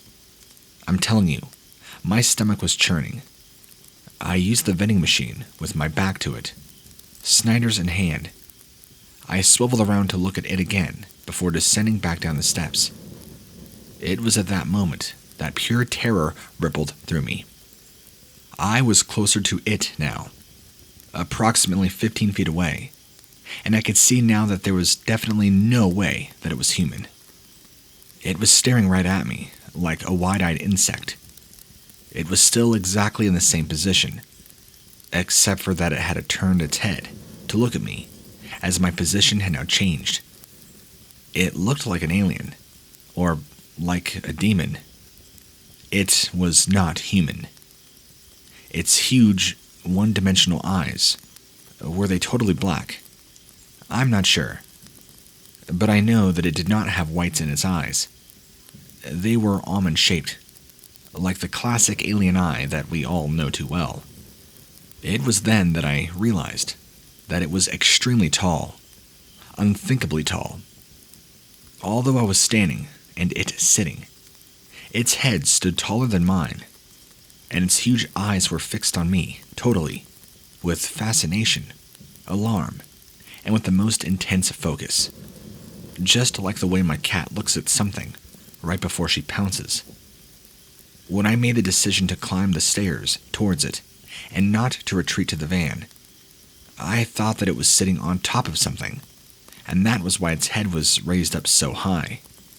Now, from this closer perspective, I could see that it was not sitting on anything but its own rear end. If I had realized it was this tall at the start, I very well may not have gone up the stairs. So, after the ripple of terror went through me, I responded by simply smiling, the way you smile at a stranger when your eyes catch on the bus. I shot it a casual, thin, innocuous little, "Hey, how you doing?" smile. Why, and how I acted as if things were totally normal, I cannot explain. I've never acted so cool in my life. You know, there's a Seinfeld episode where Elaine says that one of the reasons that she is a decent person is because when I see freaks in the street, I never ever stare at them, and yet I'm careful not to look away because I want to make the freaks feel comfortable. So that's actually what was going through my mind, believe it or not. If I were to guess what the thing was doing when I encountered it, judging by its body language, I would say that it was somewhat displaced and resting. I have no clue. Maybe it was in the middle of something far more sinister. It did not look like a mutant or an experiment. It looked ancient, timeless, placeless, graceful, and horrible. It was also firmly in this dimension when I saw it. It was not a hazy vision in the slightest. The lighting was not dim. It was not even a remotely ethereal experience. The extremely bright lights that illuminated the front facade of the rest of the area building revealed every contour of this entity. If only I had ever been closer, I could have provided much more detail about its facial features. As I was walking back to the van, I strategized about how to make sure that my fear did not paralyze me and prohibit me from getting safely inside. So, I decided not to look back or even around me as I turned the key. If I saw that it had moved, or I saw it coming towards me, I would have been too terrified to manage the car keys. I got in the van, locked the door. I screamed that we needed to leave immediately, and we did. As we drove away, about 90 seconds after it was lost in my sight, I looked out the window and saw that this thing, this entity or being, was gone. There was nothing where it had been, just brick wall and concrete floor. Whatever it was, I saw a giant, humanoid snake-faced being with chalk-white skin, wearing a black robe, sitting at a rest stop in Florida in the middle of the night back in 2007. It communicated with me telepathically. I am not crazy, and I consider myself a very discerning person.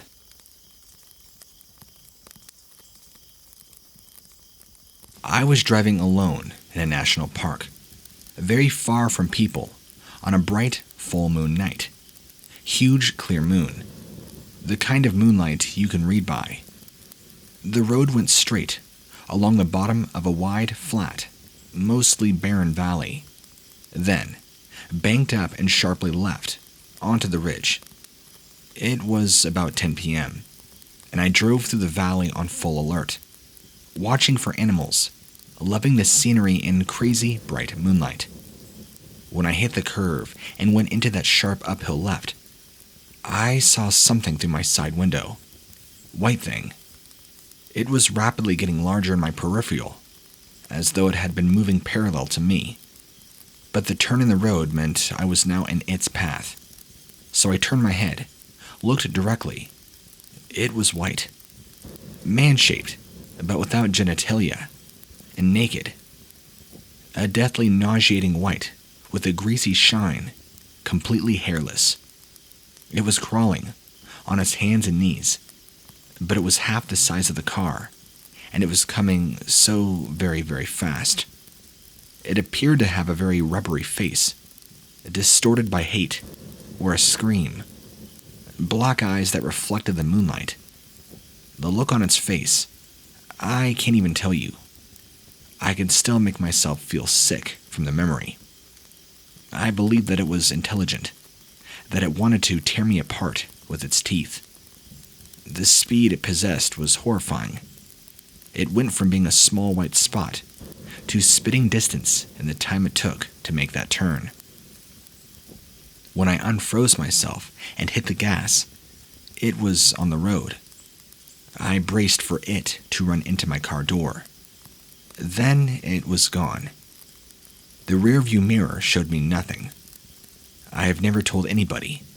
I have seen a few minor glitchy, ghosty things over my many years, but nothing has ever frightened me like that. It was looking at me, and I don't know what it was. I can't seem to find any reference to anything like it, and I would like to know if this thing is known to folklore.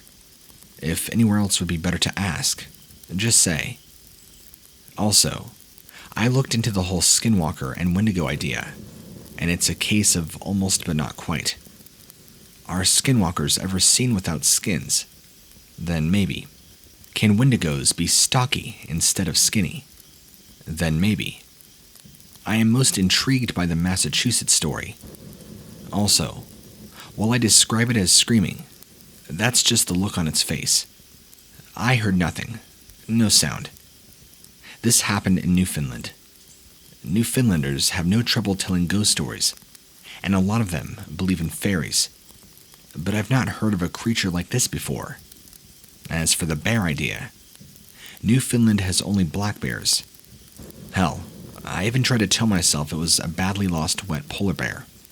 But when I say the thing was crawling, I mean I could see its legs, below the knee. It was very close to it by the end, and it kind of resembled a crawling man. I spent a lot of time in that area, and encouraged storytelling in the bar, but nothing like this ever got mentioned. As I said, I never told this story either. The degree of fear involved somehow put it in its own category, as if it would be very, very bad luck to speak of it, because it had seen me too. I never thought I believed in them, but I think it was a demon. Let me first say that I've only ever told this to 3 people in my life, for fear of them calling me crazy. Almost 5 years ago now, I was fishing at my grandma's pasture. She owns several hundred acres in the south-central Kansas area. Where I was fishing, there's a small dam and a waterfall in a fairly wooded area. It was just now getting dark, and I had walked the creek, and my vehicle being a good mile away. I was almost finished when I hooked a decent bass. I brought it in, and as I was throwing him back, something caught my eye across the creek. There stood a creature. It stood only 4 foot tall at max, and it was gray pale, almost looked sickly. The best way I can describe it was like a hairless cat, and very skinny, and yet impressive human-like body. The creature was looking directly at me, like I messed up, and I should not be seeing him. His head rocked side to side, almost like it was dancing. I slowly reached for my fillet knife, making sure not to take my eyes off of this thing. I felt threatened by whatever this was. I get my knife in hand, and it lets out a sound that I have never heard before, and hope to never hear again. It was loud, and very high-pitched. Then it takes off into the woods. I've never seen that again, but others have told me about lights they see down there, but I've never shared my story for fear of being ridiculed. I now carry a gun with me wherever I fish. Thanks for reading.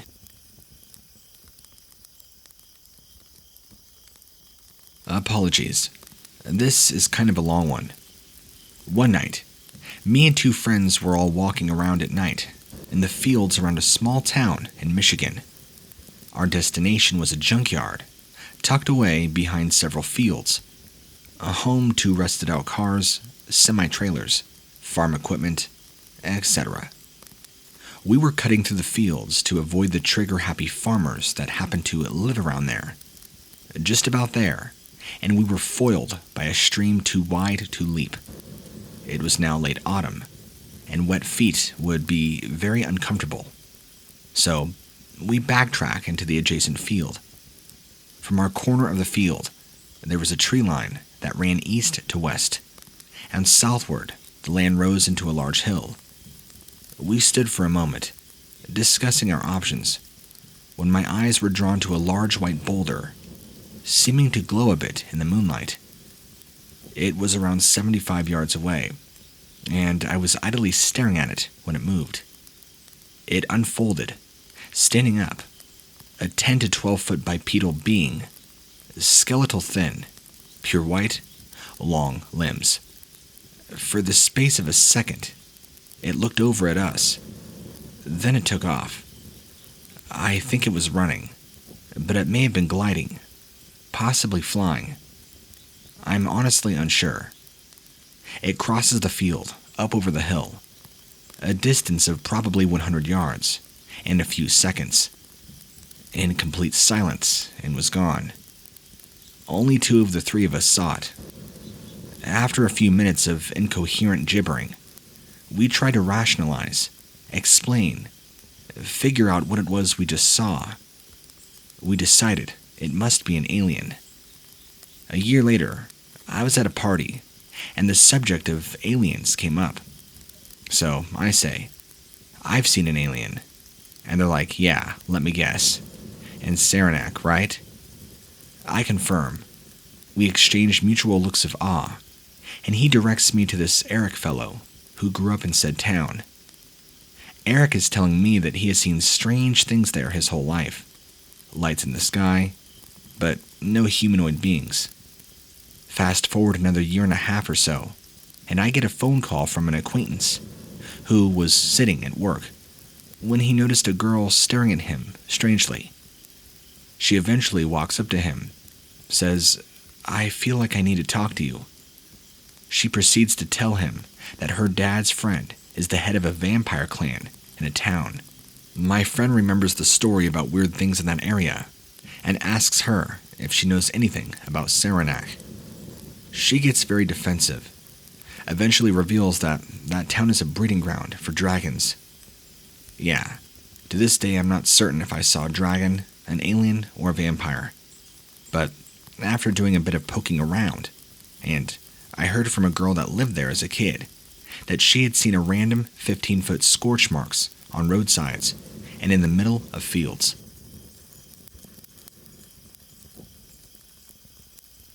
I should begin by saying I'm a painfully rational creature.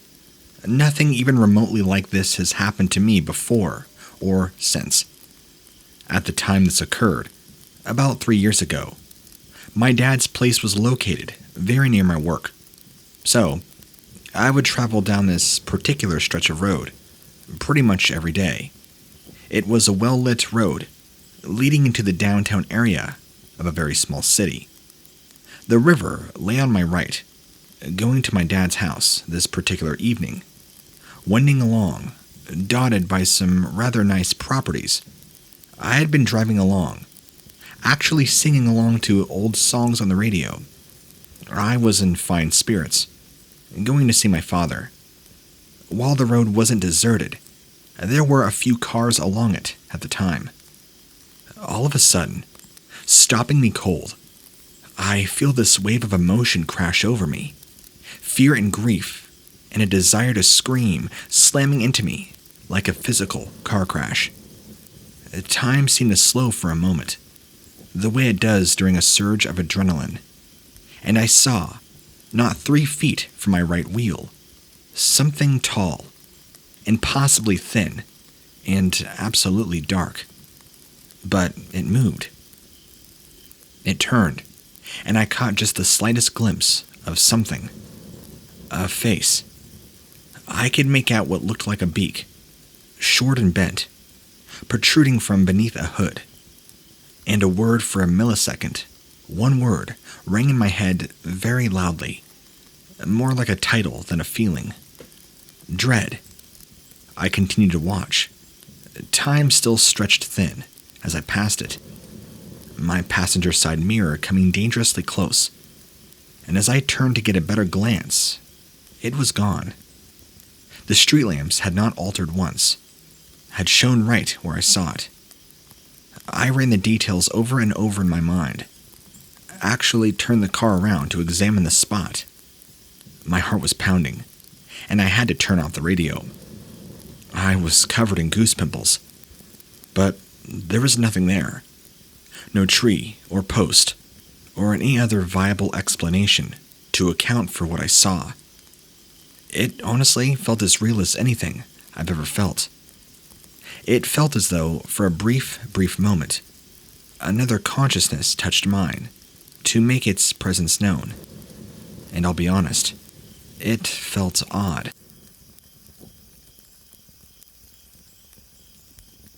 This one is about seeing a shadow person.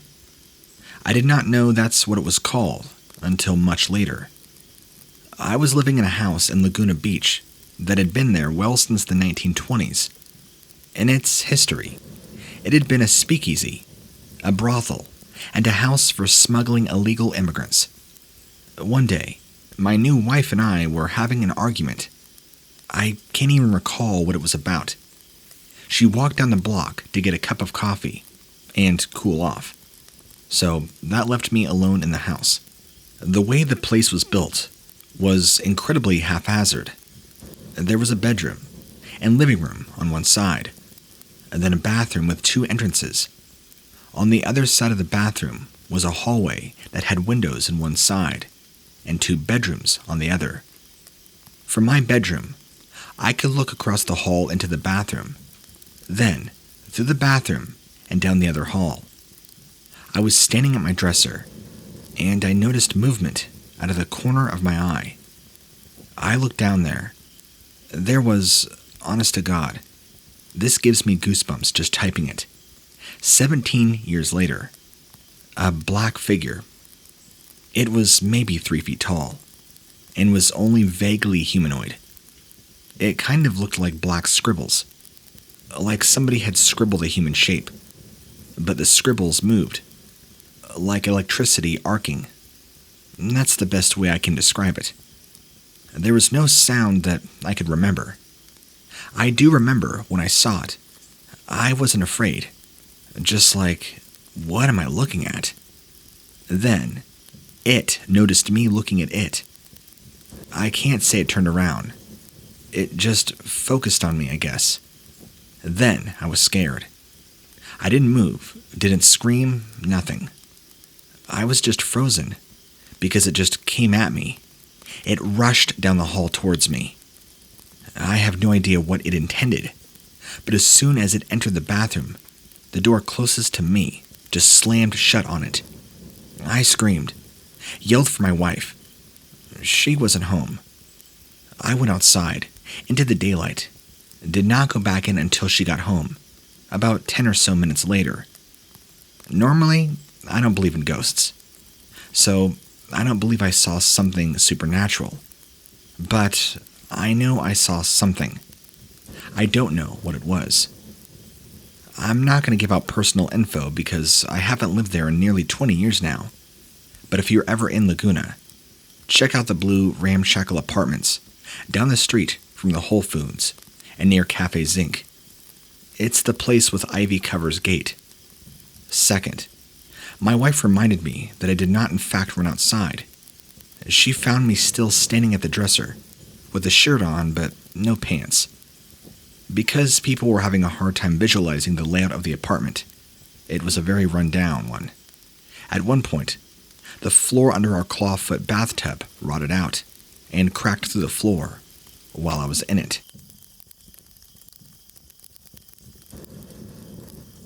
So, I've shared my story a few times, multiple times now, and whenever somebody asks what the creepiest thing to have happened to them is, it might look very familiar, but here it is. When I was 16, I would jump on my trampoline out back for literally hours every night. Literally. I would just listen to my iPod and daydream to get away from a rough family life. One night, when I was jumping, a kid ran past our fence, full speed, carrying a box about the size and shape of a skateboard. He ran to the park behind my house, held it by the edge, and tossed it into the air so that it flipped a few times before landing on the ground. At this point, I was a little weirded out. He was just standing over it, staring for a pretty long time.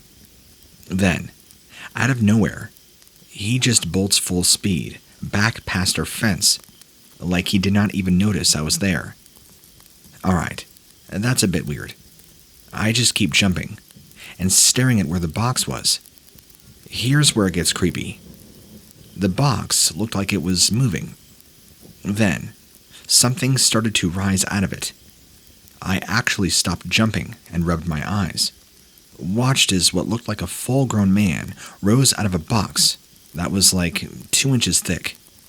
He had an elongated head, no hair. His skin was orange, and his eyes were huge and pitch black. He raised one arm up to his side, and the box just kind of went into what I can only describe as a trench coat. He walked over to the only pavilion we have at the small park, grabbed at the metal beam holding up the overhang, and started to bang his head hard onto the beam, over and over. At this point, I had rubbed my eyes quite a few times and could not even move. I had no idea what I was seeing. Without warning, he just stopped, and his head quickly whipped around and stared right at me. It was like he could feel I was watching him. A giant, and I mean giant, smile came across his face as those dark eyes just stared at me. He tilted his head back and forth a few times. Oh man, I had goosebumps, and my eyes started to tear up. Even typing this making my hair stand on edge, because I won't ever forget that look. As I was about to start crying, and I don't know why I wanted to cry, but his face just filled me with terror. He turned around and kind of phased down the road, off in the distance. Phase like those units the Protoss have in StarCraft that leave a trail of themselves for a short period of time, if that helps at all to explain it. He was gone, and that was it. I bawled my eyes out, sprinted inside, and called my best friend, who just assured me I was seeing things and needed to calm down. I'm sure I sounded insane. I mean, who would believe me? But this is the creepiest thing that has ever happened to me. I know what I saw, and to this day, when I think about it, even my eyes begin to water, and my hair stands on edge. I never saw anything like it since.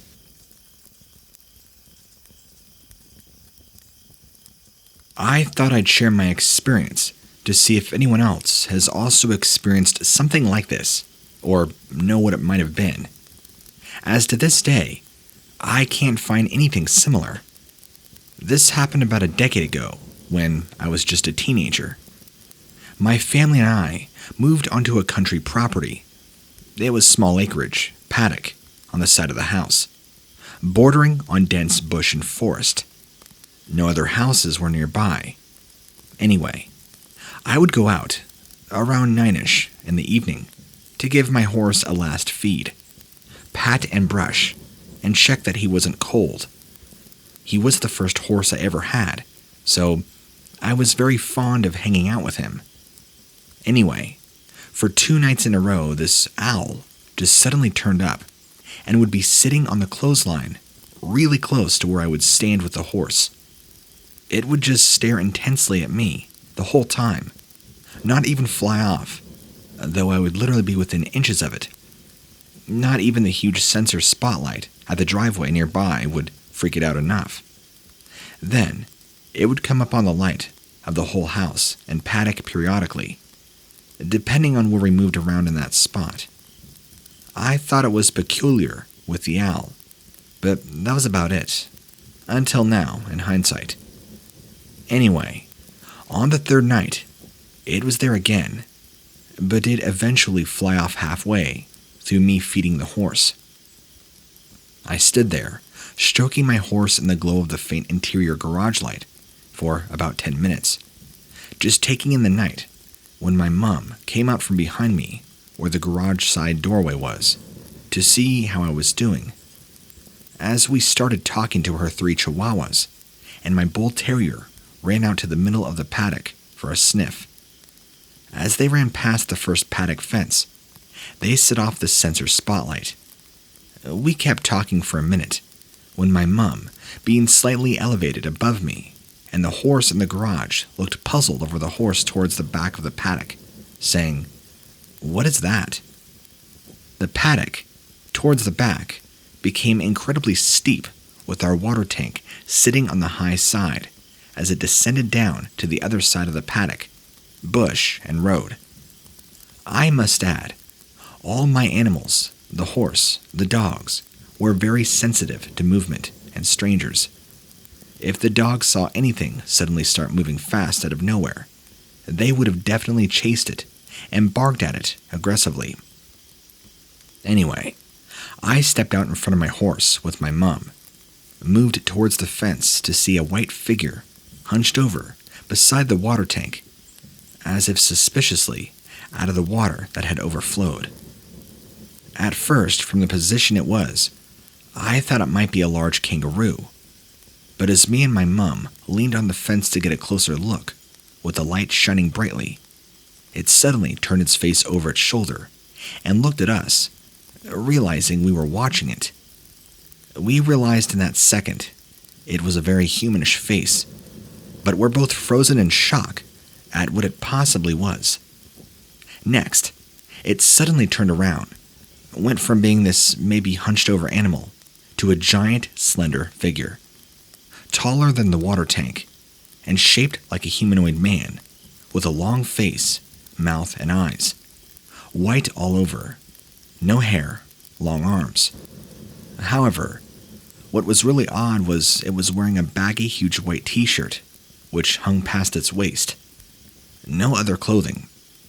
It stared at us for a second, standing straight up, and then quickly hunched over low to the ground again, and began running down the steep hill, across the borderline of the paddock and bush, just like on all fours, down the hill, Except instead of its hands touching the ground, they just went side to side, like someone normally running or walking.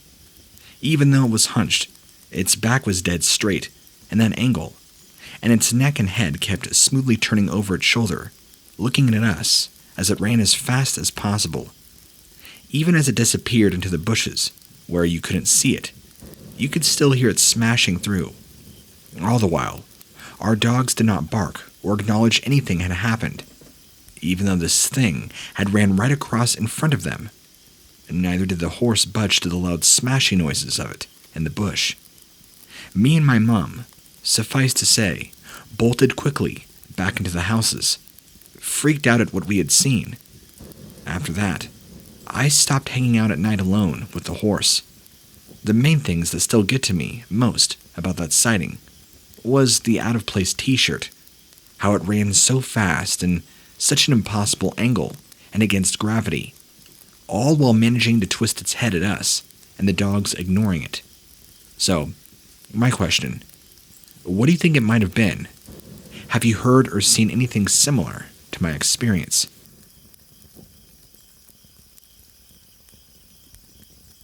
My friend worked at the Harrah's Casino in Maricopa, Arizona. Anyone familiar with the area knows that this particular casino is out in the middle of nowhere on Native American reservation.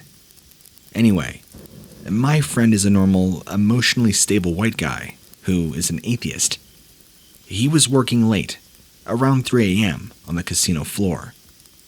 He's naturally a night owl, so he was wide awake, and this was his normal shift. He's not a druggie, or anybody to make up BS stories. So, here he is, in this empty casino, walking into the vacant men's bathroom on the opposite side of the casino floor. He walks in and does his business in the urinal, turns around to go wash his hands when he notices somebody standing at the sink, staring into the mirror. He thinks to himself, "That's strange, I didn't even hear anybody walk in." He gets a little closer to the sink, about 5 rows down, and begins washing his hands. He glances over again to realize it was not a man that was standing at the sink, but a woman in a red dress. Right when he is about to say something about her using the wrong restroom, this woman turns her head slowly towards him, and he just stares at her, kind of in disbelief, thinking this chick must be drunk or blind to not realize that she was in the wrong bathroom. As her head slowly turns, her eyes were a dark, glowing red. He described it as red eyes you would get when taking a photo of somebody. He freaked out, doesn't know what is happening, and looks down to notice she doesn't have any legs. Instead, she has what he described as the bottom half of a deer for legs. She was walking on hooves. Anyway, as this thing turns toward him, it starts to move and act aggressively. My friend ran out of the bathroom, obviously scared to death. He had his buddy review the surveillance tape of that area around the bathroom, but all that was seen was him going into the bathroom, then him running out. He may have experienced this.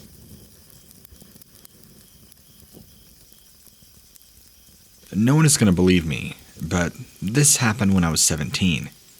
I'm now 32. I graduated high school, got my first apartment. Nice town. Lived by myself, other than my cat, Snowball. Don't laugh. I named her when I was only 8. A few details here before we really get started. I've never been a fan of cat boxes. The worst part of being a cat owner, shoveling tiny poop with a tiny shovel every day. So, I got one of those motion-activated self-scooping deals. Left it on the back patio, ran the cord inside to power it, and left the back sliding door open, big enough for her to get in and out. 5 or 6 inches. The patio was one of those 8x8 cement floor types, surrounded by a 5-foot-tall wall wooden fence. If you looked out from my bedroom door, you'd be facing right at the sliding door, with hanging blinds. Living room in between. Kitchen that was off to the right. So I'm playing some 56K Counter-Strike at my computer in my room, my back facing the door. It's about midnight, 1 a.m. I hear Snowball start to make one of those awful cat growling noises in the back of her throat. I'm pretty locked into my game, so I just tell her to knock it off, not even looking at her. She keeps doing it. Now I tell her to shut up. I'm irritated because I'm doing well in the round, but she gets loud. This is enough to break my concentration from my gaming zone, and I realize this is not normal. I get it from my computer and see her standing in the doorway facing out, her back to me. She is full-on Halloween cat mode, her hair sticking straight out, her back completely arched. She looks tense. I'd never seen her that way. She is still just going crazy. I look out into the living room where she is facing. Nothing is amiss. There's nothing there. I look down at her to say something to the effect of, "What's the matter?" She makes this insane sound, like a combination of a hiss, growl, spit, and she starts to take a few steps backward. That is when a tiny creature runs out of the flipping kitchen, on 2 legs, wearing a tattered piece of cloth or a bag. It looked like a little cloak. It's maybe a foot tall, maybe a foot and a half. A real-life jump scare. The cat jumps backward, about 3 feet in the air. I jump. I glance down at her as she does this, but quickly look back up. I hear her land with a crash behind me and run, and I'm fixated on the thing. It is moving, but it's like time has slowed down. I'm watching these things happen, but everything is so fast. It runs out the back door through the blinds with a crash at speeds that don't even seem natural. The blinds are swinging, and now I'm just standing there, dumbfounded. What did I just see? I'm staring at the back patio, at the swinging blinds. I'm not moving. My eyes begin to notice that something is wrong. All the blinds are softly swinging, except the 2 closest to the opening. I see they're making an inverted V. I look at them and follow them down to the very bottom, and between them is when I see it. Its head is poking through the blinds, staring at me. It had yellowish eyes, and a face that I can only describe as bestial.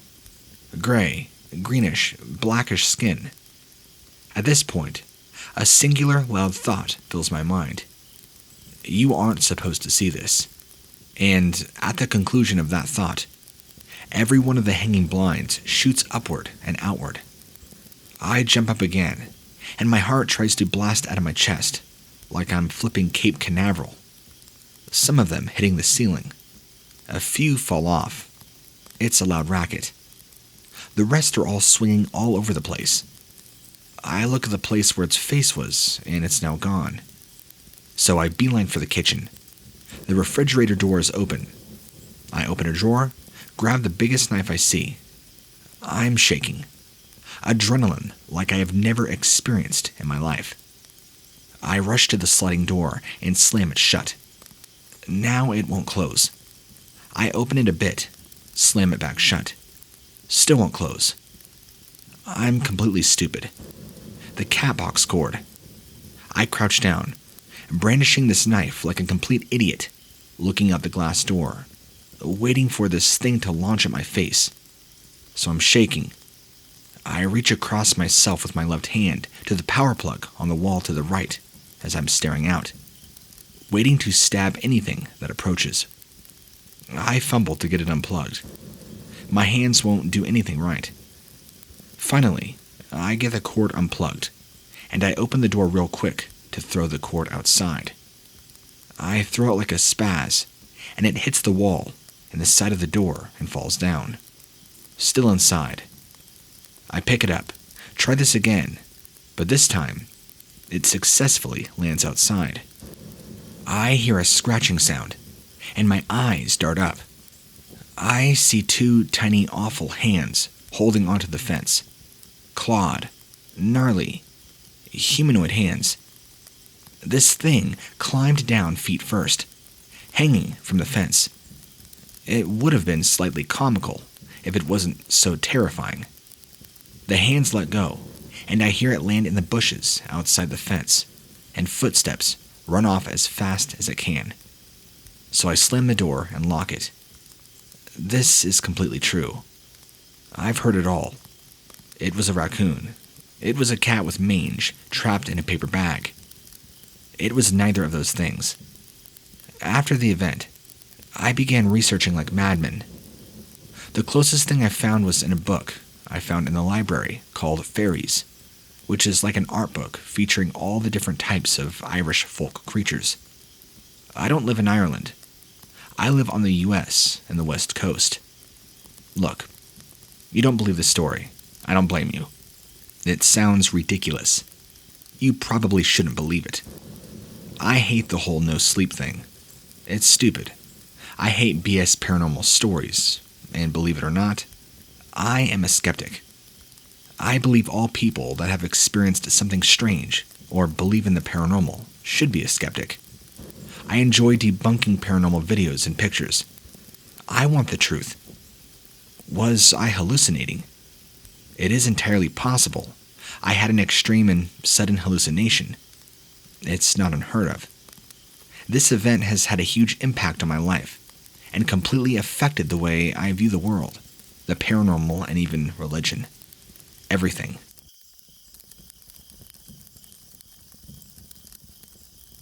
I had my own creepy, eerie encounter back in 2004 when I was still in high school and used to have Saturday night Halo parties with a small circle of friends. It was pretty much the same thing every Saturday night. We would show up, Mom would order us a pizza, and we would just play Halo till the wee morning hours. Usually be pretty exhausted, but filled with enough soda, pizza, and adrenaline to sometimes carry us up to 4 or 5 in the morning. I remember that well, because we would usually get so excited, end up yelling and keeping his mom up all night when, after inviting 5 15-year-old boys over for a video game night and having to get up for work early the next day, it was probably sleep suicide for her. But there's always one night that stands out to me, as was easily the creepiest, and I'm pretty sure if I talked to all my friends who were a part of that circle, they'd all remember the exact same thing. I can't remember the exact time in the morning, but I can tell you it was after 1 a.m., because on this night, his mom stayed up pretty late with us, just hanging out, talking, making food. She was actually one of the most coolest moms you could ever meet. She wouldn't play video games with us, but you could tell she tried to be into it with us, and try to sit and have conversation. It was really nice, and after a couple of glasses of wine, she made the decision to turn in for bed, since she'd have to be getting up early, like 5 or 5:30 in the morning, something like that. So we said our goodnights, and we continued staying up playing. My friend, I think, was getting up to grab a slice of pizza when we heard a sound outside the sliding glass door. Before I continue with my harrowing story, let me explain the layout of his house. So you first walk in, and you're greeted by an enormously oversized living room with his large TV right in the corner. So as soon as you step in and turn to your right, the TV is tucked in the corner, facing you at a diagonal angle. But if you were to turn your head directly straight, it would go right into the kitchen with a large island. Now keep walking straight. To your left would be the hallway where the bedrooms were. Keep walking straight, and now you're right at about the fridge. Now if you were to turn right, you would run directly into the island. So going around it are the sliding glass doors. His entire kitchen, dining room, and living room were just like one big open room. I think it was a custom house they had built, but that's irrelevant. The sound we heard outside was almost like an animal, but I actually thought it was somebody trying to open the sliding glass door. Thinking to myself, okay, maybe somebody's trying to play with us or play a prank on us, but also mildly worried in the back of my head because I realized none of us had stepped outside for any reason. But after maybe 20 seconds of this, the sound had stopped. We all had heard it. I thought it was weird, but just assumed it was probably a raccoon or something. so we went back to playing our skirmish deathmatch. Maybe another 45 minutes rolls around, and now we all began to have this strange feeling. We all discussed it openly. We felt like there was something outside the house. I don't even know how to describe it to you. We never used the term paranormal, ghosts, or demonic entities, of course. But whatever it was, the electromagnetic energy around the house and in the house changed. It felt like you were standing next to one of those rubber balls. You know how, like, when you're a kid, somebody would take a balloon and rub it really fast against your hair, and then make your hair all staticky and stand up. And you could kind of feel the electricity in the air. That's kind of how it was, except all over the house. And we all noticed it, several of us making comments. We almost wondered if it was a thunderstorm that was about to happen. Then, on the outer wall, right where the TV is outside, we hear this incredibly loud thud, like something very large jumping 10 feet off the air onto the dirt. We didn't hear anything after that. So, we all got up, kind of wondering what on earth was that. We go to the window, which is closer to the opposite corner of where the TV is, and try to look out. There's no porch light, or really any light for a matter of fact on that side of the house. It was just pitch black. We didn't see anything. So things were getting weird, but nobody chalked it up to anything just yet. Now we go back to playing Halo, and now it's maybe closer to 2:30 in the morning, finishing off the pizzas that we had bought. I'll never forget this moment. We were playing a game called King of the Hill in Halo, where you have to try and control a small area of territory. I remember, I was just about to cap the time when we heard my friend's mom scream bloody murder. We all stop, look back. We hear her scream a second time and come running out of the room in a complete panic. We're asking her what's going on, assuming maybe a mouse had found its way in her bed, or maybe a snake. We had no idea, but we were all a little on edge with everything going on. And she's beginning to cry, saying there was this really creepy lizard face watching her from the window. We all assumed it was just somebody in a costume trying to play a prank. Now, the majority of us were very worried, but my friend, the one whose mom it was, decided to call the police right then and there, and we're going to catch this person who's trying to prank our house. While my friend is on the phone with the police, and they're about to send somebody over, his mom is still in hysterics because, for whatever reason, this grown woman was terrified at seeing a supposed man in a lizard costume staring at her through the window. But I guess I can't blame her. She was probably terrified that this person was planning on breaking in and doing God only knows what to her. So, now we're all freaked out, on edge. Halo has kind of taken a back seat, on pause, and the only weapon we have besides knives in the kitchen is a steel baseball bat. Now we're all kind of scared to go outside, but we determine if we go out in an entire group, whoever this punk is can't do anything. So, we each grab a knife, and my friend, after getting off the phone with the cops, grabs his steel bat. We turn on the porch light, and we all step outside in a very close-knit formation. We're looking around, and we realize in that moment, we can't hear a thing. This was in May, so the night is usually alive with crickets and sounds. It was so quiet. It wasn't just quiet, but it was like an eerie quiet, like anything was about to happen. So here we are, all on edge, standing out on his front porch, weapons in hand, expecting some psycho in a lizard costume to come attacking us. We also had a flashlight. At least one of us did. The rest of us were poorly equipped with our phone's flashlight apps, which, you know, in the dead of night, aren't really that bright. As we're all huddled together, looking around, expecting to see this psycho walking towards us, we see headlights coming our direction, and I bet we looked like fools, because it was the officer. He pulled up, very freaked out by seeing how freaked out we all were, about to draw his weapon, asking us if everything was okay, and we quickly explained that we were on edge and told him the situation. We were obviously able to calm down enough to not provoke any sudden action from an officer, like him shooting at us because we had weapons on us. So we calmly explained what was going on. And right then and there, as he's taking our statement, we all, the officer included, my friend's mom, and all 5 of us, hear this loud banging sound on the back side of the house. Right now, it's probably close to 3 in the morning. We're all standing in the front driveway, speaking to this officer. We hear this noise, and immediately, all of our attention is brought back to that side. The officer, looking concerned, tells us all to quickly go inside, and he holds onto his gun and works his way towards the back of the house. We all run inside, lock the doors. Now we're freaked out, because whoever this intruder was trying to break in. It sounded like somebody throwing something heavy at the house. We actually hear the gunshot go off. Pam! Pam! My friend's mom starts screaming, and my friend tries to calm her down.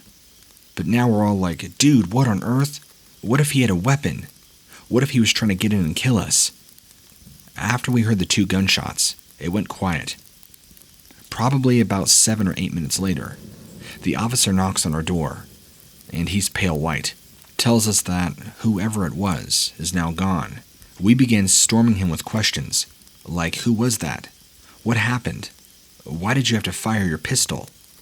And he calmly explained, as nerve-wracking as possible, that this person in a large reptile suit came charging after him, and he had to fire 2 shots. They apparently acted extremely hostile, and were faster than any person he's ever seen.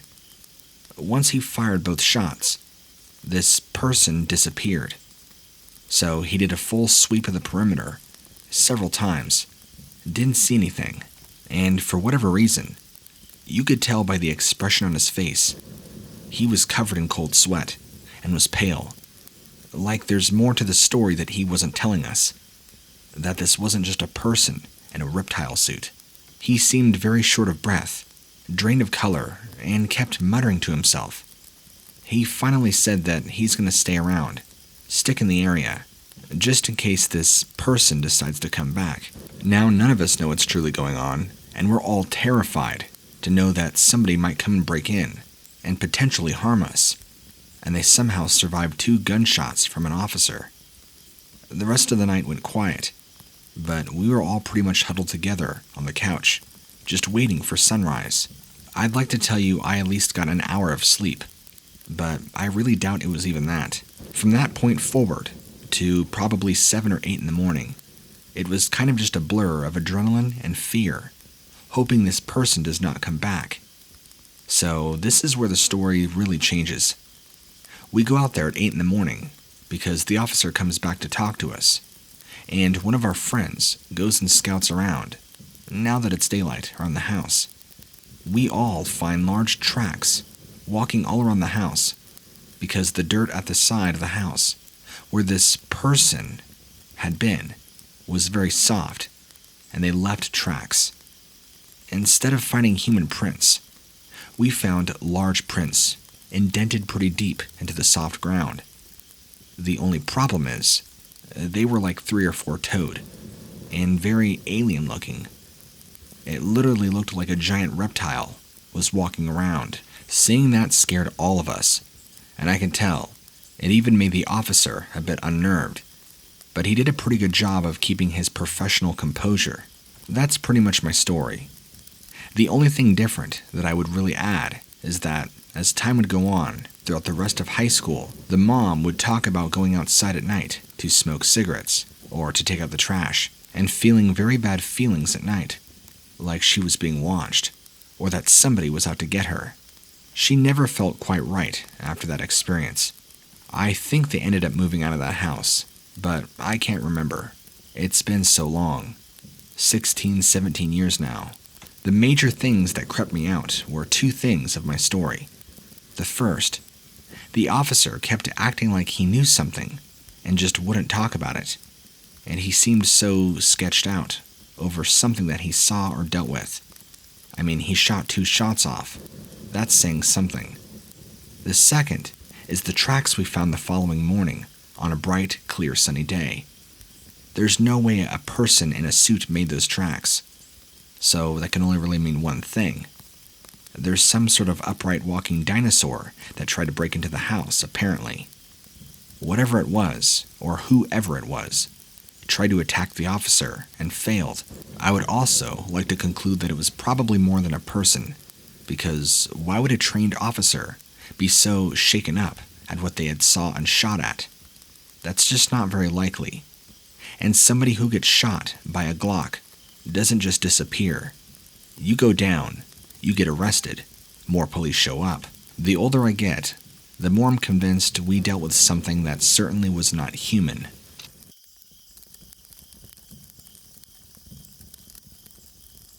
I have grown up in the outdoors and have been hunting and fishing my entire life. From a childhood spent in North Georgia to stints in West Virginia, and now, for the past 16 years in Virginia, I have spent a great bit of time in the woods. I know animals and flora, and that is why what occurred back in the fall of 2003 has bothered me so much to this day, enough to finally submit this report. My former roommate's father owns the property that this incident took place on. I have had access to it since I was 15. It's a small sportsman's paradise, nearly 200 acres, and a 5-acre bass pond. I had hunted it every fall since 1994, and had fished there for years before that.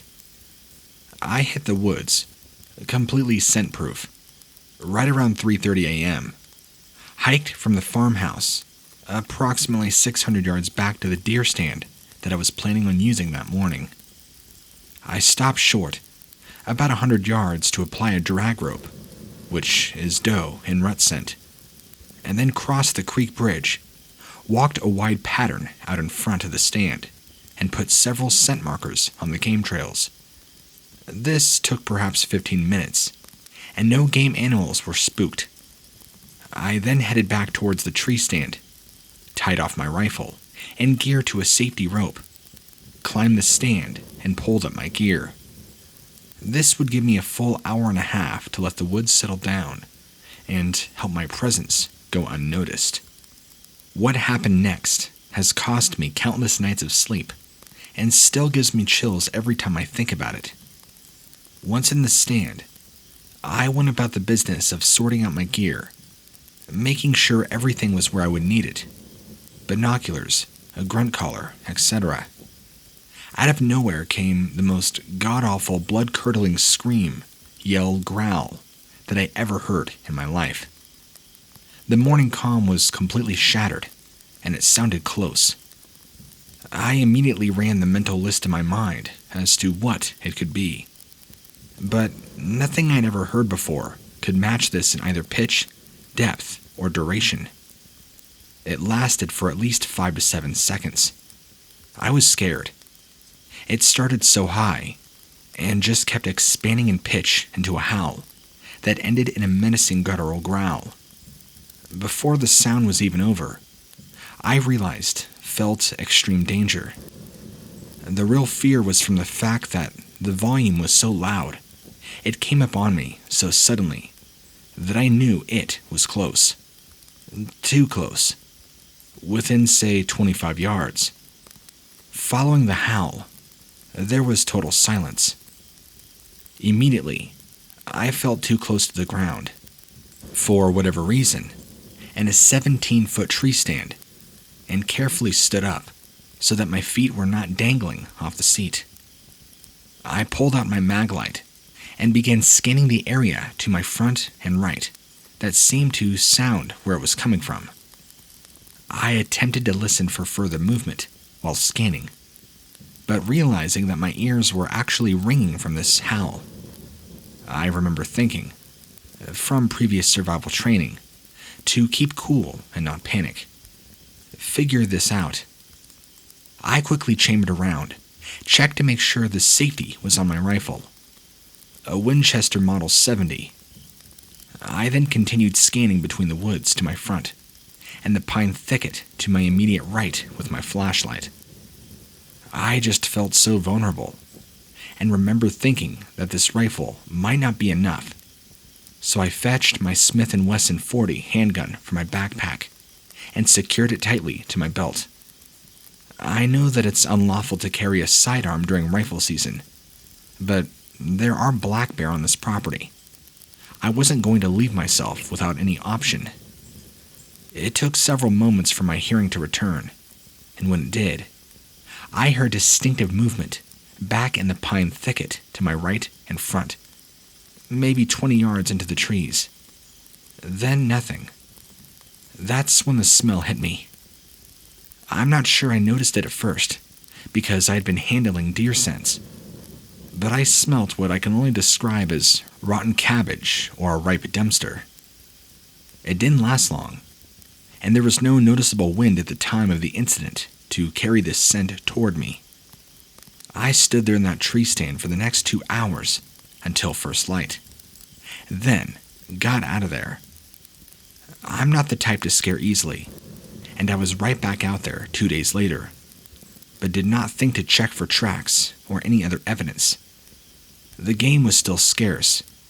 I've been back several times since to fish the pond. Nothing out of the ordinary ever occurred during those trips.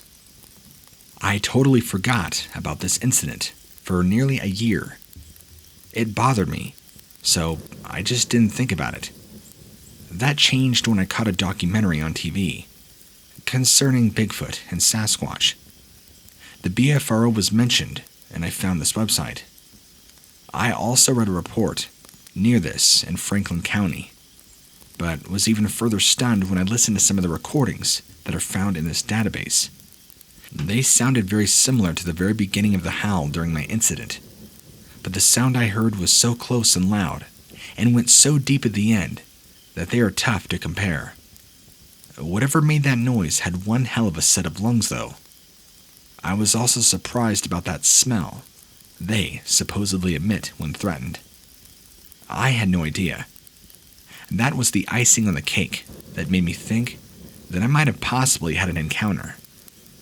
I've always been somebody comfortable in the woods, and for the most part, I'm still him, just a little more aware of what could possibly be out there.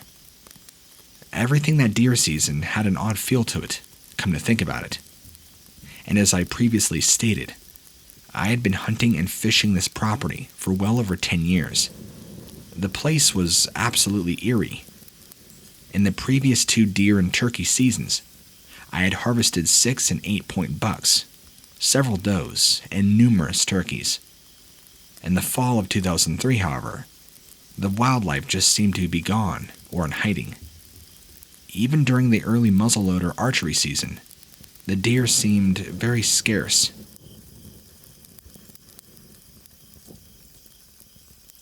I was riding my ATV on a family farm, going down an old washed-out road, which you can't drive fast on.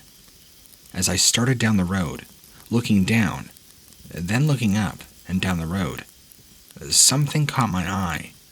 Around 200 yards down this road, the sun was to my left, shining across this road to the right. As I looked down this narrow road, there was a reflection of light coming off the fur of something that I've never seen before. It was tall and massive, for that split second that I saw it. The way the sun's reflection came off this thing, it looked almost silver. But being a hunter, since I hunt this land all the time, there is not anything silver in color, and that the sun coming off the back of a black turkey can look silver. So that's what caught my eye. This animal went back into the woods, back to the right. So I worked my way down to where I thought I saw it, turning my ATV off and smoked a cigarette, listening for anything about 5 minutes. Had passed and I heard something big running away from my direction, breaking tree limbs. It was way louder than a deer running through the thickets. I could hear this for about 1 or 2 seconds. Then it went quiet again. If I had to guess how far away it was, I would say about 50 to 60 yards away from me when I first heard the running. You can't see more than 20 yards in this thicket from where I was at. Hunting season ends for general firearms 10 days before this, so the deer are still alert. Then, it seemed like a couple of minutes later, I heard two big bangs, like somebody hitting a stick against a tree or a log. Then, the hair on the back of my neck stood up. Then, there was the snorting of the deer that came from the thicket right after that. When a deer snorts, from my experience in the woods during the day, they see you and snort once or twice. Then they take off, leaving you, just to see their white tail waving at you as they go out of sight. But there must have been 4 or 5 whitetail in there, all of them snorting and stomping the ground, and they were real loud. The deer did this for about what seemed to be more than a minute. Then I heard them take off running. That's when I decided it was time for me to leave too. I go home and told my wife about what had just happened. She couldn't believe it, was surprised at what I had told her, and asked if it was a bear. I told her I never saw a bear in the woods, and it seemed way too big to be a black bear. So the next day, Wednesday the 22nd, I wasn't going back that day. I took a camera in where I heard this animal, and took pictures of what I believed to be footprints and some hair that was left on a tree limb about 5.5 feet off the ground.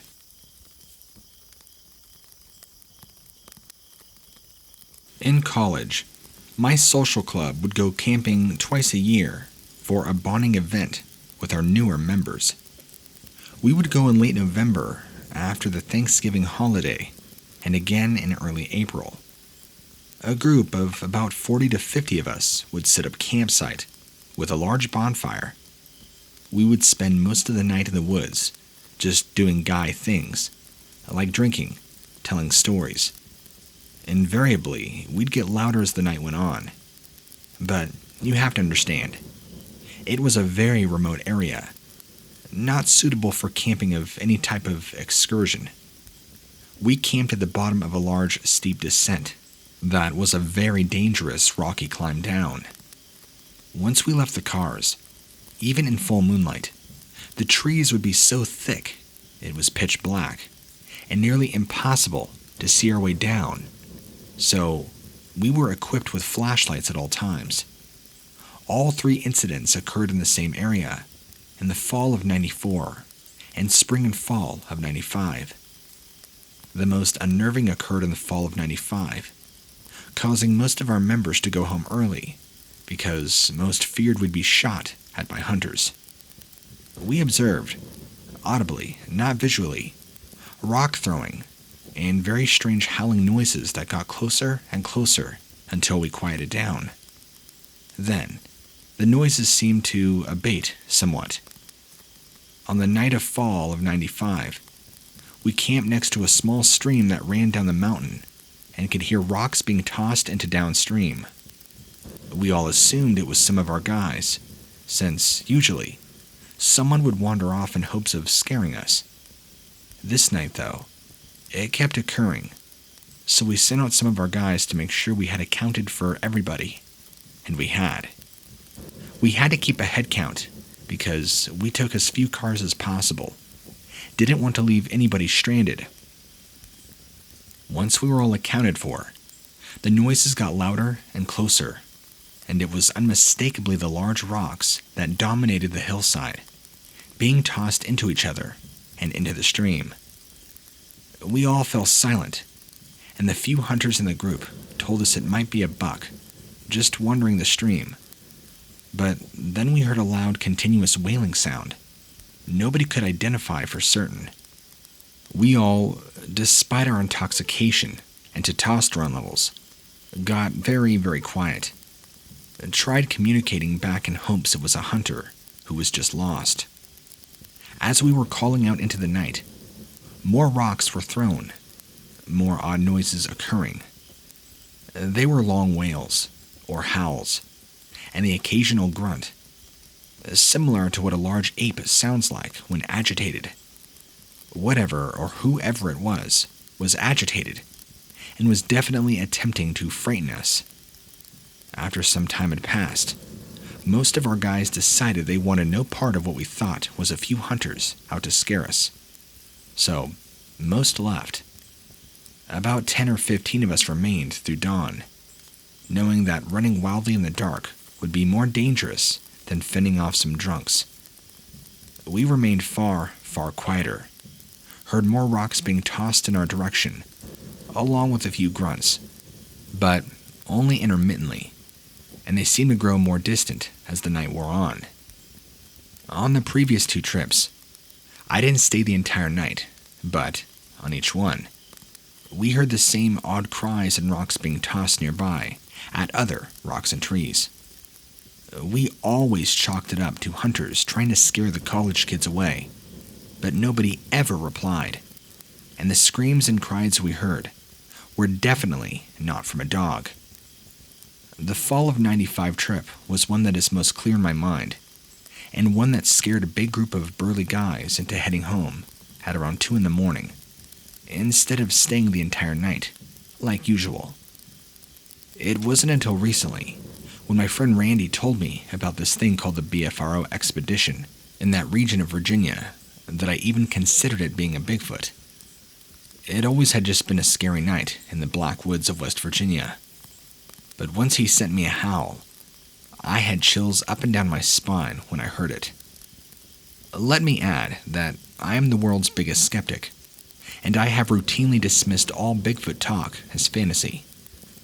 I don't know what it was out there, but after reading about the rock throwing, the grunts, the growls, the expo, and hearing that chilling howl sound bite, my brain tells me it had all the earmarks of a Bigfoot sighting.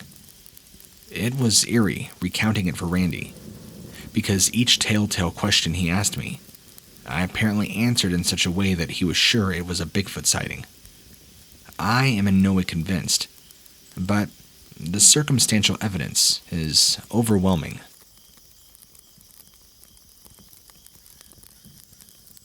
George Washington and Jefferson National Forest off the Blue Ridge Parkway in Amherst County, Virginia, White Oaks Flats area.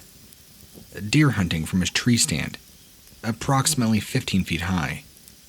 I arrived way too early, maybe an hour or more before daylight. I climbed into my tree stand and reversed the batteries in my flashlight to keep it from coming back on in my pack, as I usually hunt all day until after dark in the evening. I settled down and was waiting for shooting light. Quite some time had passed, enough time for everything to grow quiet and me to cool off from the hike to my tree stand.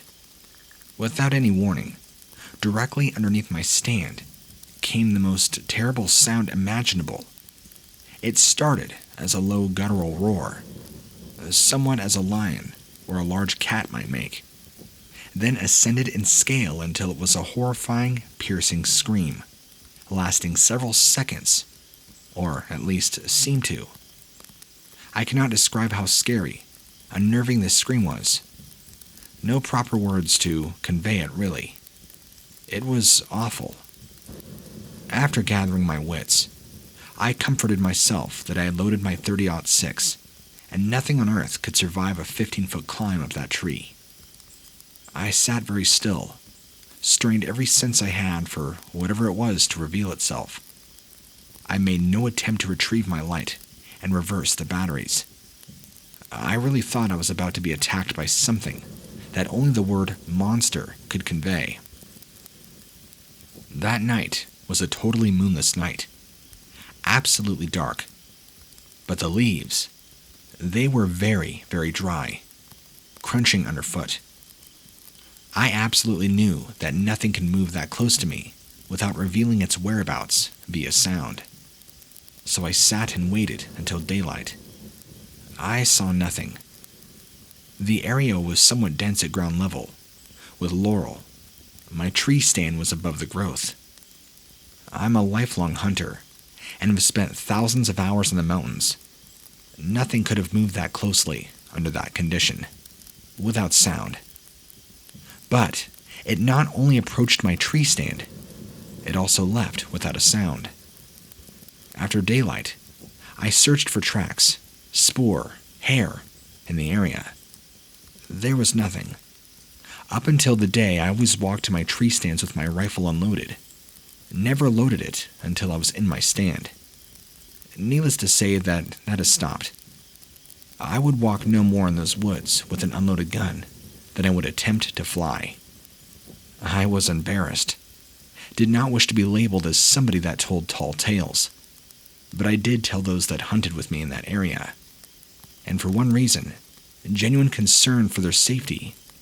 I know what I heard. It was large, horrible, menacing.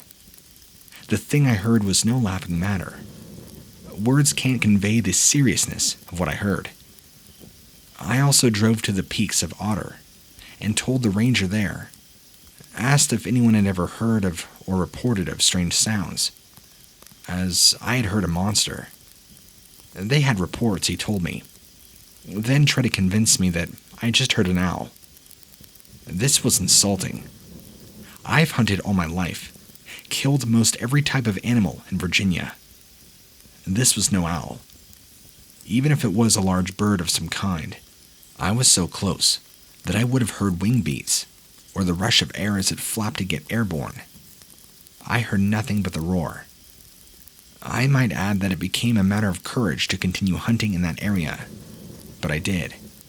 And in the general area, killed a deer and a black bear that year.